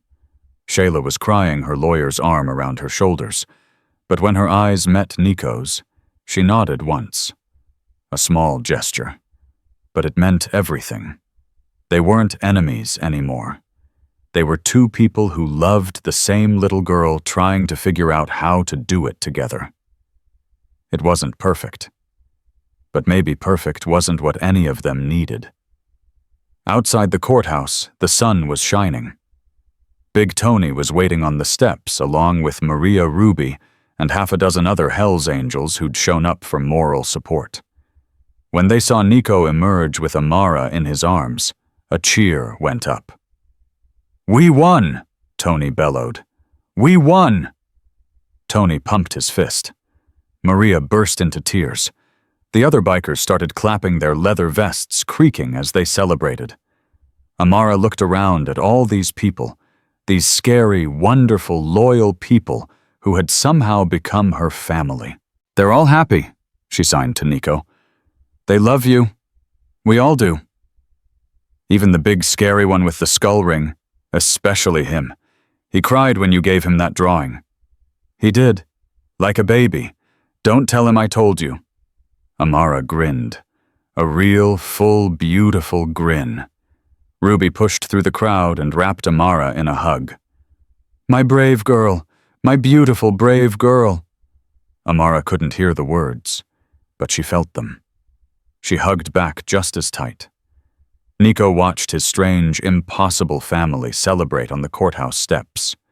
6 months ago, he'd been a biker with nothing but his club, his bike, and his demons. Now he had a daughter, a purpose, a future. All because one silent little girl had looked at him and seen something no one else could see. Something worth running toward. 3 months after the hearing, life had found its rhythm. Amara went to school every morning, a special school for deaf children across town where she was thriving. She had friends now, real friends, girls who signed back and forth with her during lunch, who invited her to birthday parties, who didn't look at her like she was broken. Nico worked his shifts at the repair shop, adjusting his schedule around school pickups and doctor's appointments, and all the other things parents did without thinking. Things that still felt strange to him, even now. The weekly visits with Shayla were going well. Better than expected, actually. Shayla had been taking ASL classes 3 times a week, and her signing was improving rapidly. She'd moved from basic words to simple sentences to actual conversations. Amara had started looking forward to their visits instead of dreading them. It wasn't perfect. Nothing ever was. But it was good. Really good. Then Marcus Davis made bail. Nico found out on a Tuesday afternoon. He was picking Amara up from school when his phone buzzed. Denise's name. His stomach dropped before he even answered. Tell me this isn't what I think it is. I wish I could. Denise's voice was tight. He posted bail this morning, some technicality with the evidence. His lawyer got the poisoning charge reduced, and the kidnapping charge is being challenged because he locked a 6-year-old in a car. I know. Believe me, I know. But apparently there's a question about whether it constitutes kidnapping if the child was already in his care. That's insane. That's the legal system. Denise sighed. I'm telling you this because you need to be prepared. He's out. He has a restraining order, can't come within 500 feet of Amara or Shayla, but restraining orders are just paper. Nico gripped his phone so tight the case cracked. What do I do? Keep her safe. Document everything. If you see him, if he tries to make contact, call the police immediately. A pause. And maybe consider staying somewhere else for a few days, just until things settle. I'm not running from that piece of garbage. I'm not asking you to run. I'm asking you to be smart. You have a child to protect now. Your pride doesn't matter. Only she does. Nico closed his eyes. She was right. He hated it, but she was right. I'll handle it. I know you will. That's why I called you first. The line went dead. Nico looked at the school entrance. Kids were streaming out, signing and laughing, backpacks bouncing. Amara emerged near the back, chatting with a girl named Maya, who'd become her best friend. She looked happy, carefree, normal. Nico's job was to keep her that way. He didn't tell Amara about Marcus. Not yet. She was 7 now. Her birthday had been 2 weeks ago, celebrated with cake and presents, and a motorcycle ride that made her squeal with silent delight, but she was still a child. She didn't need to carry this weight. But he told Big Tony, "I'll kill him." Tony's face had gone red the moment Nico finished explaining. "I'll find him and no violence. That's exactly what could blow my custody case." "Then what's the plan?" "Watch, wait, protect." Nico ran a hand through his hair. "The club's got security protocols, right? For when things get hot." "Yeah, but those are for business disputes, not custody battles." "A threat is a threat. I need eyes on my apartment, eyes on Amara's school, eyes on Shayla's place too. If he goes after her first, Amara could be collateral." Tony nodded slowly. "I can make that happen. Quietly. No patches visible, nothing that screams Hell's Angels." "Thank you." "Don't thank me. That little girl's family now. Family protects family." For 2 weeks, nothing happened. Nico started to wonder if he'd overreacted. Maybe Marcus had skipped town. Maybe he'd found some other victim to terrorize. Maybe the restraining order had actually scared him off. Then the letters started. The first one arrived on a Friday morning. No return address. Typed, not handwritten. "She's not yours. She'll never be yours. I'm coming for what's mine." Nico's blood ran cold. He called the police immediately. They took the letter as evidence, promised to investigate, reminded him about the restraining order. But their eyes said what their words didn't. There was only so much they could do. "Is there anything specific we can use?" the officer asked. "Fingerprints, DNA, something that proves he sent this." He typed it. No prints, no DNA, no proof. Then, without evidence that it came from Mr. Davis specifically, who else would send this? The officer shrugged helplessly. "I'm sorry, Mr. Rodriguez, I really am, but our hands are tied." The second letter came 3 days later. Then the third. Then the fourth. Each one escalated. "I know where she goes to school. I saw her at the park yesterday. Purple jacket, butterfly backpack. You think a piece of paper can stop me?" Nico stopped sleeping. He sat up every night watching the parking lot from his window, a baseball bat beside his bed. Every noise made him jump. Every shadow seemed threatening. Amara noticed. "You look tired," she signed one morning at breakfast. "I'm fine."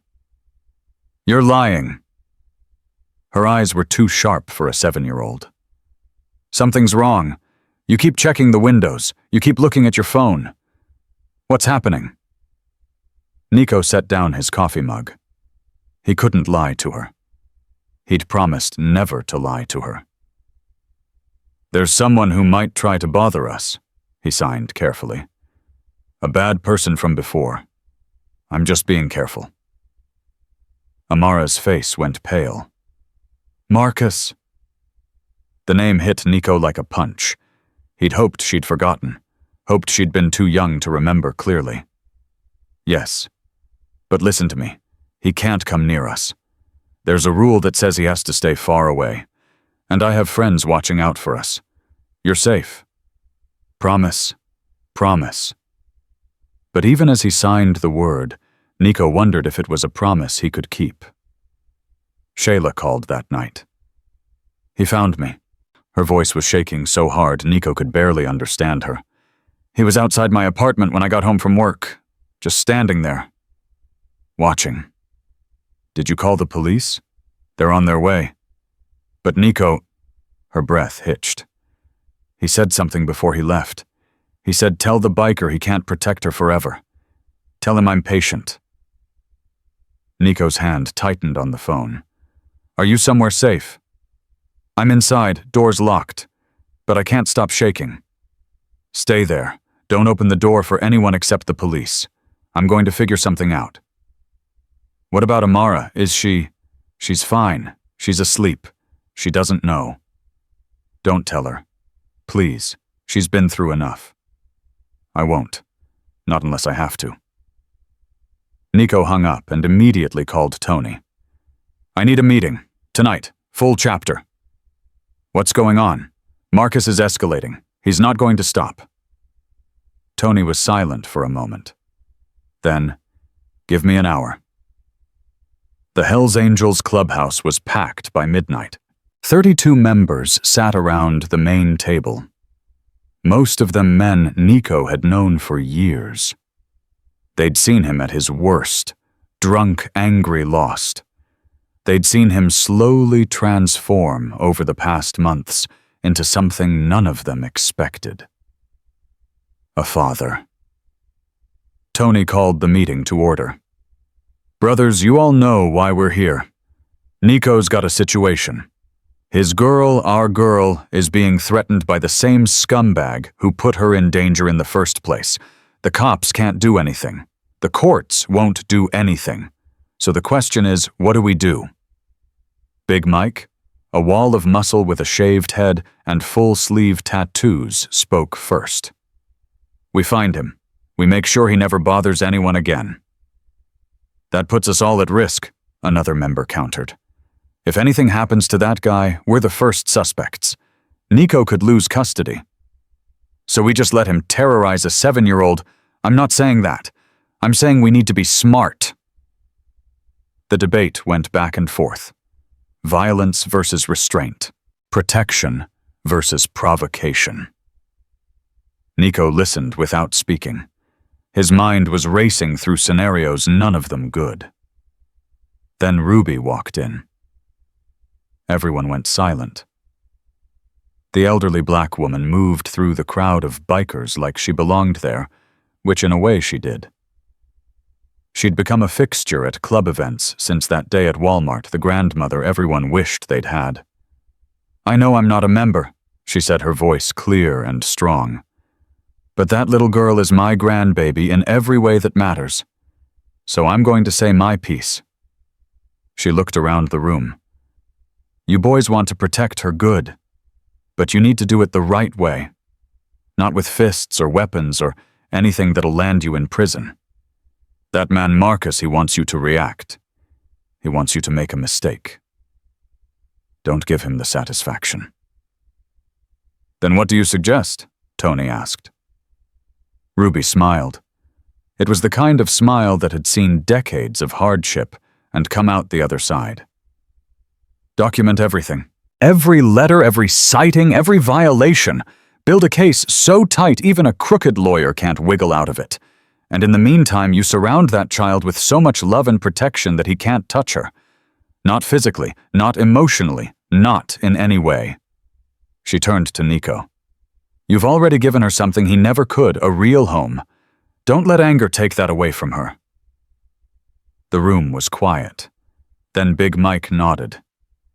The old lady's right. Watch it with the old lady stuff, Ruby shot back. I can still take you down. Laughter broke the tension.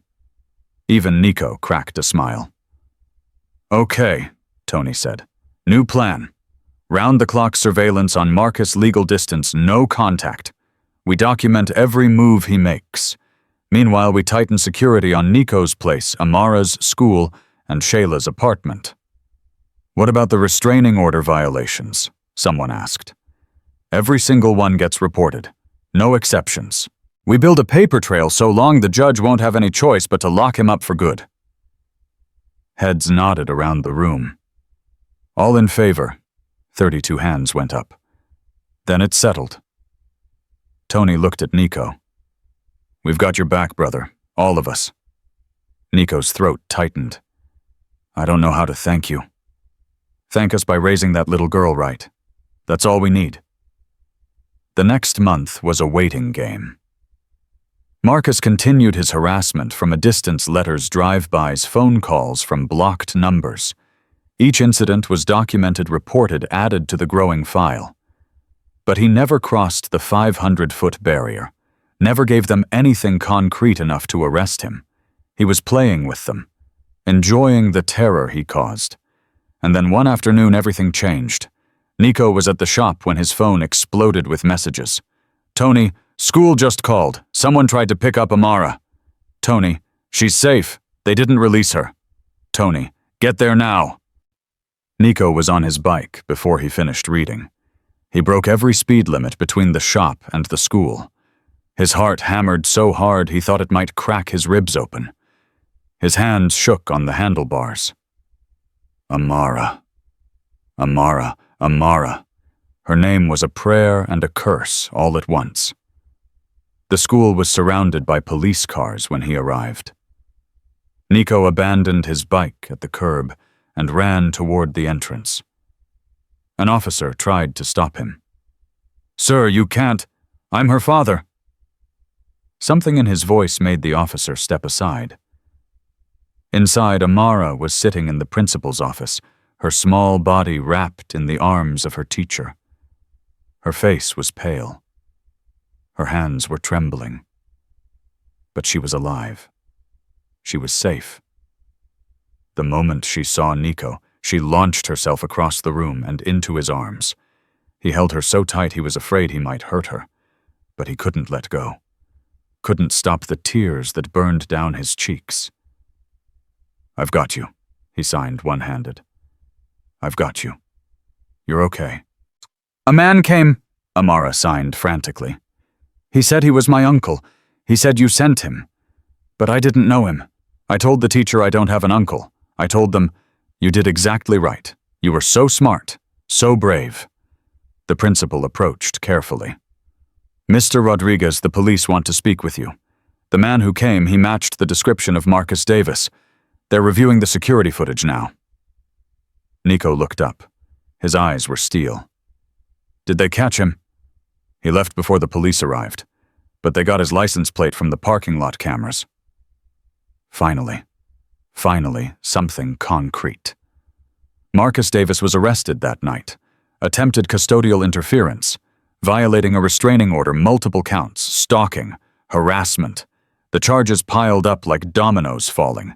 His bail was revoked. He was held without bond pending trial. This time he wasn't getting out.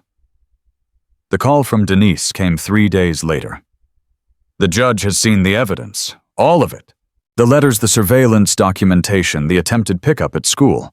He's ruled that Marcus poses a continued threat to Amara's safety." What does that mean?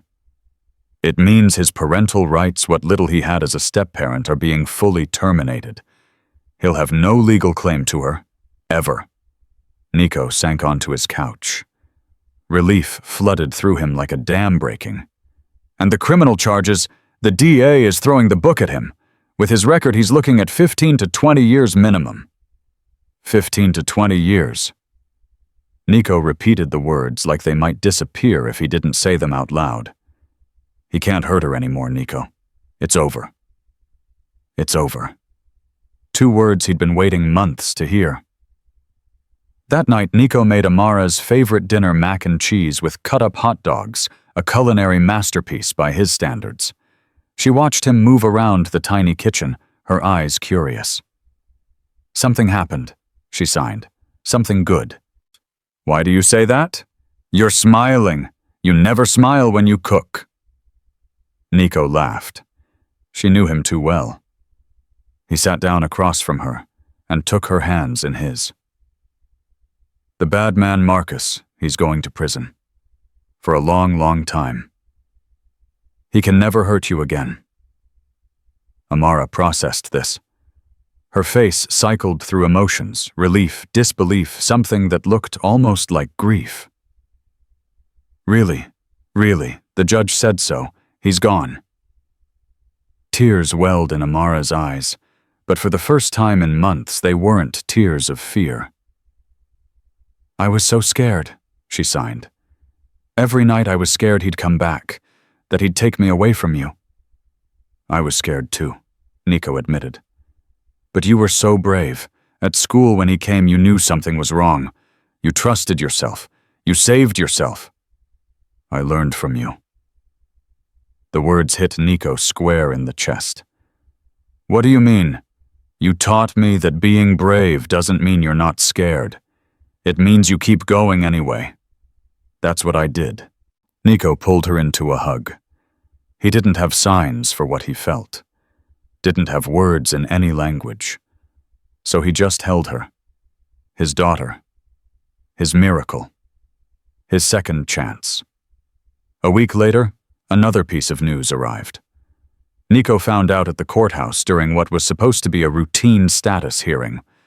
Judge Hernandez looked at him over her reading glasses. "Mr. Rodriguez, given the resolution of the criminal matter and your continued excellent care of Amara, I've decided to accelerate the permanency timeline." Nico's breath caught. "What does that mean?" "It means that unless there are any objections, I'm prepared to convert your temporary guardianship to permanent adoption." The word echoed in the courtroom. Adoption. "Do you understand what that means, Mr. Rodriguez?" "Yes." Nico's voice was barely a whisper.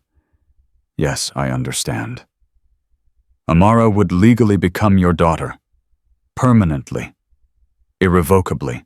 You would have all the rights and responsibilities of a biological parent. I want that." The words came out stronger now. "More than anything." Judge Hernandez almost smiled. "I thought you might say that. We'll schedule the final hearing for next month.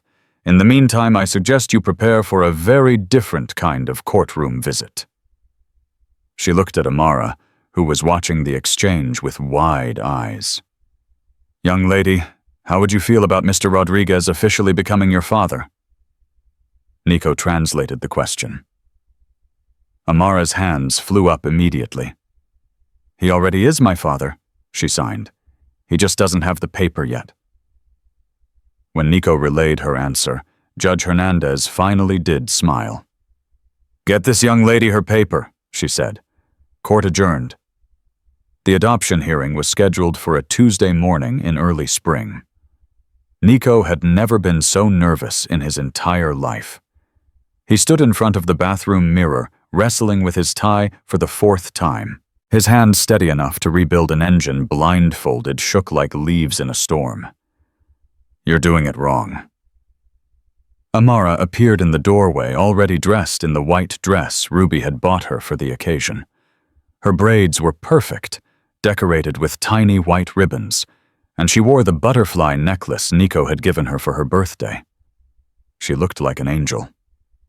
"I know I'm doing it wrong," Nico signed back. "I've never been good at these things."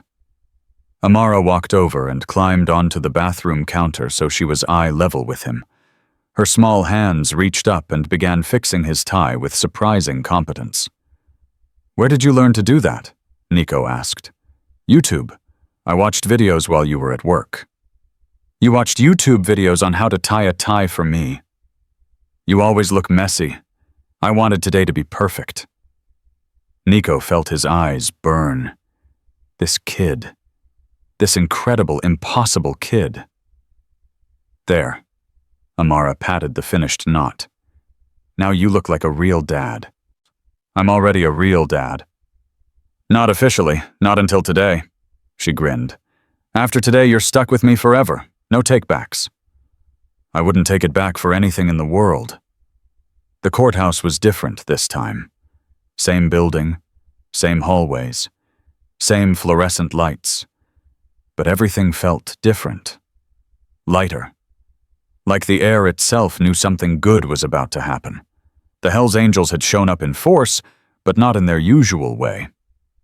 Tony had sent out a dress code for the occasion: no leather vests, no patches, no club colors. Just 32 bikers in their Sunday best packed into the courthouse like a particularly intimidating church congregation. Ruby was there, of course, and Maria, and James Chen Nico's lawyer, who'd become something of a friend over the past months. Even Dr. Wells, the child advocate, had come to witness the finale of the case she'd helped decide. And in the front row alone, but present, sat Shayla. She and Nico had talked the night before. A long conversation full of silences and hard truths. "I'm not giving up on being her mother," Shayla had said. "I'll never give up on that. I'm not asking you to. But I understand now what you can give her that I couldn't. Not yet. Maybe not ever." She'd taken a shaky breath. She needs to be able to talk to someone. Really talk. And that someone is you.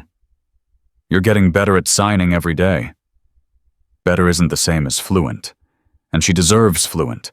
She deserves someone who hears her completely. You're still her mother, Shayla. That doesn't change. I know. But you're her dad. And I think that's exactly what she needs. Now, watching Shayla sit quietly in the front row, Nico felt a rush of respect for the woman. It couldn't be easy watching someone else legally become your child's parent. But she was here. She was supporting them. She was putting Amara first. That was what mothers did. Judge Hernandez entered the courtroom and everyone rose. "Please be seated." She looked out at the crowded room with something that might have been amusement. "Well, Mr. Rodriguez, it seems you've brought quite a cheering section." "Yes, Your Honor. They insisted." "I can see that." Her eyes found Amara. "And how are you feeling today, young lady?" Nico translated. Amara's hands moved confidently. "I'm happy," she signed, "and nervous, but mostly happy." "That's exactly how you should feel." The judge shuffled some papers. "Now I've reviewed all the documentation. The home studies, the progress reports, the character references, all 37 of them." A murmur of laughter from the gallery. "Everything is in order. However, before I make this official, I have a few questions." She looked at Nico. "Mr. Rodriguez, do you understand that adoption is permanent? That once this order is signed, you will be legally and financially responsible for this child until she reaches adulthood?" "I understand, Your Honor." "And you accept this responsibility willingly, without reservation?" "Without reservation. Do you promise to provide for her physical needs, her emotional needs, her educational needs?" "I do." "Do you promise to protect her from harm, to guide her through challenges, to love her unconditionally?" "I do." Nico's voice cracked. "I do, with everything I have." Judge Hernandez nodded slowly. Then she turned to Amara. "Amara, I need to ask you some questions too. Your father will translate for me." Amara straightened in her seat. "Do you understand what's happening today?" "Yes," Amara signed. "Nico is going to be my dad, for real. Forever. And is that what you want?" "It's all I've wanted since the day I met him." "Can you tell me why?" Amara was quiet for a moment. Her hands hovered in the air, searching for the right words. "Because he sees me," she finally signed. "Everyone else looks at me and sees a deaf girl, a problem, something broken that needs to be fixed. But Nico looks at me and sees Amara. Just Amara. He learned to talk with his hands so I wouldn't have to be alone. He gave up his whole life to give me a new one." She turned to look at Nico, her eyes bright with tears. "He's already my dad. He was my dad from the moment he knelt down in that Walmart and signed, 'I understand.' This paper doesn't change anything. It just makes it so nobody can ever take him away from me." Nico translated her words through tears of his own. By the time he finished, half the courtroom was crying. Even Judge Hernandez had to dab at her eyes with a tissue. "Well," she said, her voice slightly unsteady, "I think that answers all my questions." She picked up her pen. "By the power vested in me by the state, I hereby grant the petition for adoption. Nicholas Rodriguez, you are now the legal father of Amara Rodriguez." The gavel came down. "Congratulations to you both. Court is adjourned." The courtroom erupted. Bikers who'd spent their lives avoiding emotion suddenly couldn't hold back. Big Tony was sobbing openly, his massive shoulders heaving. Maria was clutching Ruby, both of them crying and laughing at the same time. But Nico didn't notice any of it. He only saw Amara. She launched herself into his arms with enough force to knock him backward. He caught her, lifted her, held her against his chest, while she wrapped her arms and legs around him and refused to let go. "You're my dad now," she signed against his shoulder. "Really, really, my dad." "Really, really," he signed back. "Forever and always. No take-backs. No take-backs." When Nico finally set Amara down, Shayla was standing in front of them. Her eyes were red from crying. Her hands trembled at her sides. But she was smiling a sad, genuine, beautiful smile. "Can I hug my daughter?" she asked. Nico looked at Amara. Amara nodded. Shayla knelt down and wrapped her arms around her daughter. She signed something into Amara's back, awkward, imperfect, but heartfelt. "I love you. I'm so proud of you." Amara hugged her back tight. "I love you too, Mama." When they separated, Shayla looked at Nico. "Take care of her.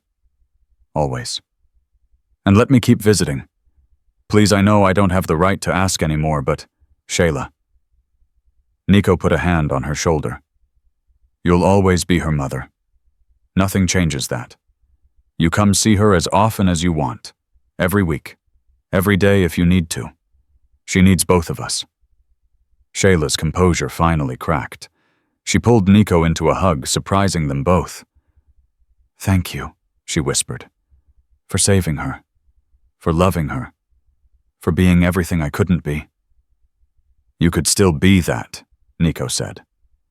"You're not done yet." She pulled back, wiping her eyes. "Maybe not, but today I'm just grateful she has you." The celebration afterward was the biggest party the Hells Angels had ever thrown. But it wasn't at the clubhouse. It was at the community center downtown, rented out for the occasion, decorated with purple streamers and butterfly cutouts that Maria had spent weeks making by hand. Half the town showed up. Teachers from Amara's school, social workers from the agency, the officers who'd handled the case. Even the judge made a brief appearance accepting a piece of cake before disappearing back to her regular duties. And through it all, Amara glowed.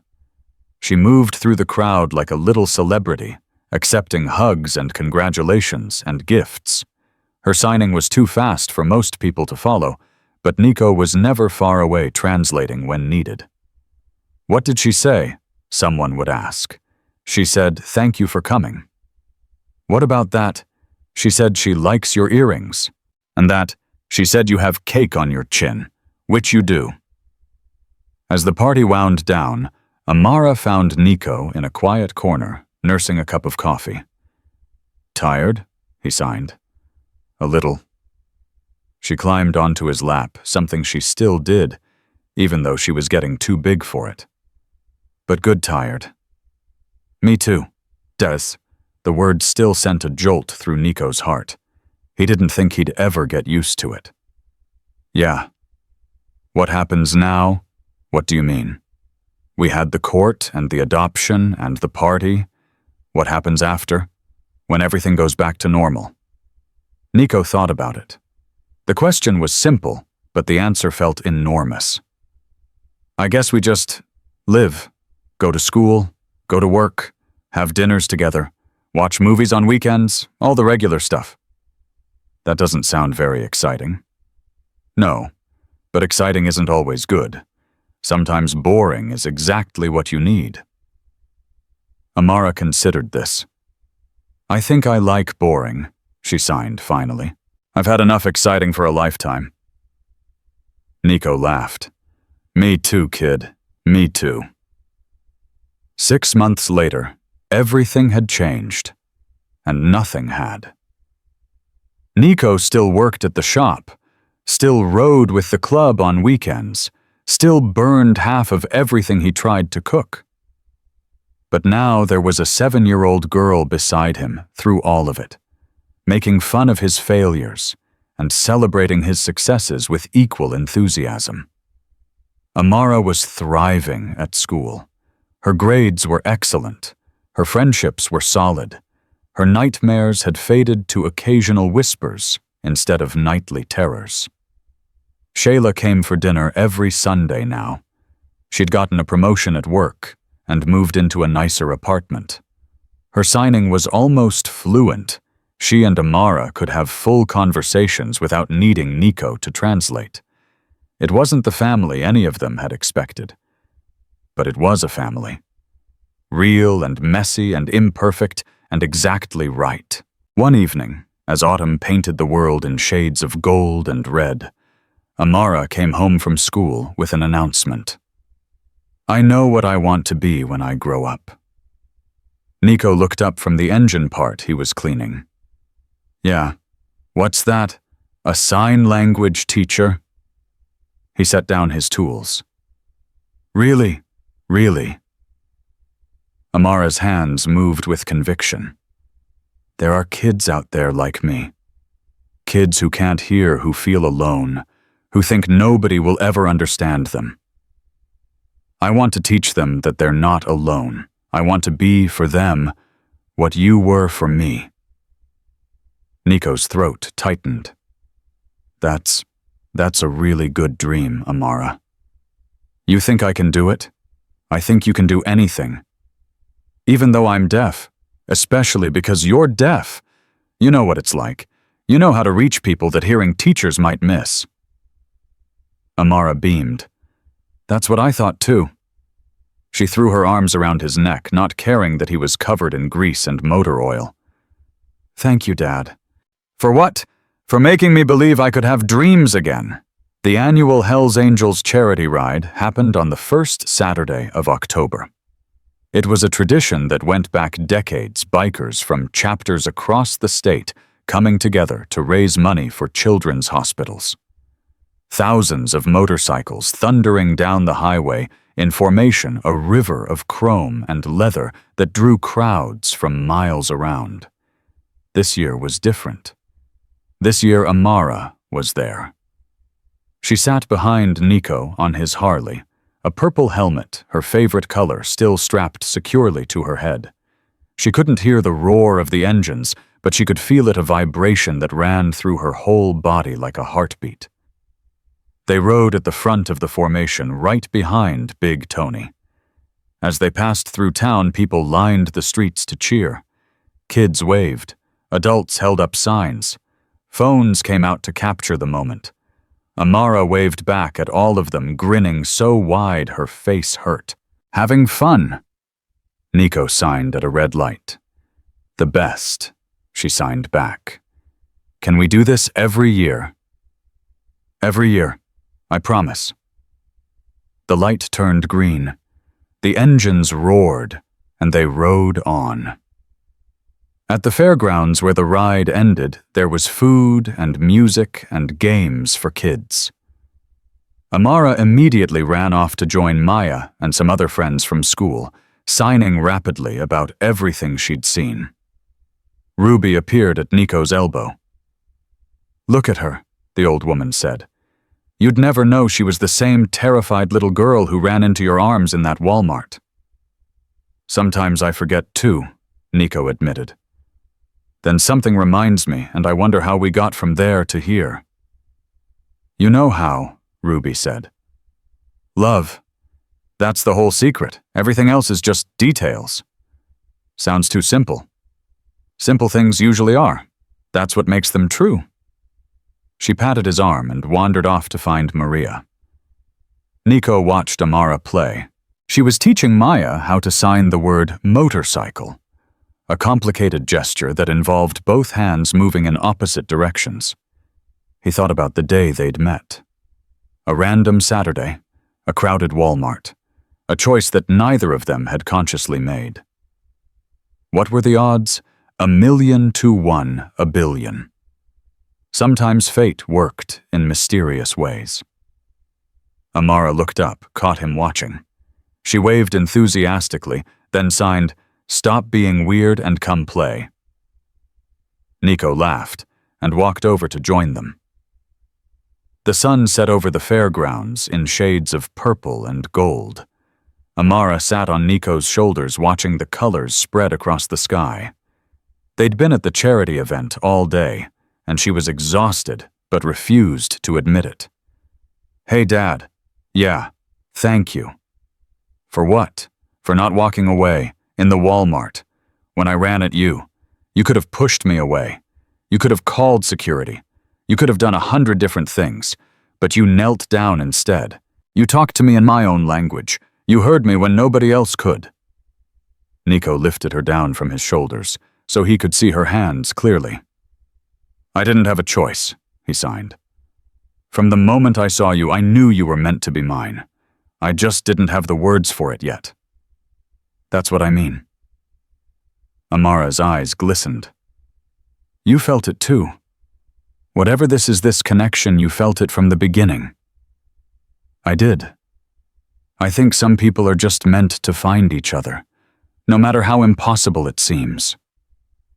Nico thought about his sister Lucia, about all the years of grief and guilt and loneliness, about how empty his life had been before Amara crashed into it like a small, unstoppable force. "I think you're right," he signed. "I think the universe puts people together when they need each other most. You needed someone who could understand your silence, and I needed someone who could fill mine." Amara threw her arms around his neck.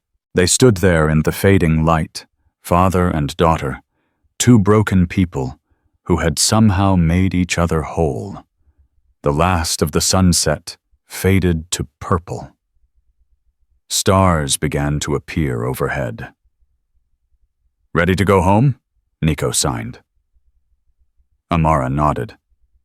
"Ready." He lifted her onto his Harley, helped her secure her helmet, then climbed on in front. The engine roared to life beneath them. "Home," Amara signed against his back. Home. It wasn't a place.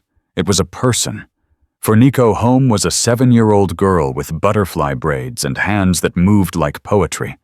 For Amara, home was a giant biker with a heart too big for his chest and arms that would never let her fall. They pulled out of the parking lot and headed toward their apartment, toward their life, their future, their forever. Behind them, the fairground lights twinkled and faded. Ahead of them, the road stretched on, endless and full of possibility. Some people spend their whole lives looking for home. Some people find it in the last place they ever expected. And some people, the lucky ones, find it in a crowded Walmart in the arms of a stranger, in a language made entirely of hands and hearts. This is the truth. Home isn't about blood. It isn't about paperwork. It isn't about where you came from, or what you look like, or what the world expects.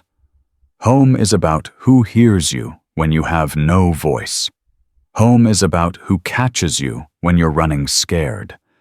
Home is about who looks at you, really looks, and sees exactly who you are. Nico found home in a silent little girl who chose him when she had no reason to trust anyone.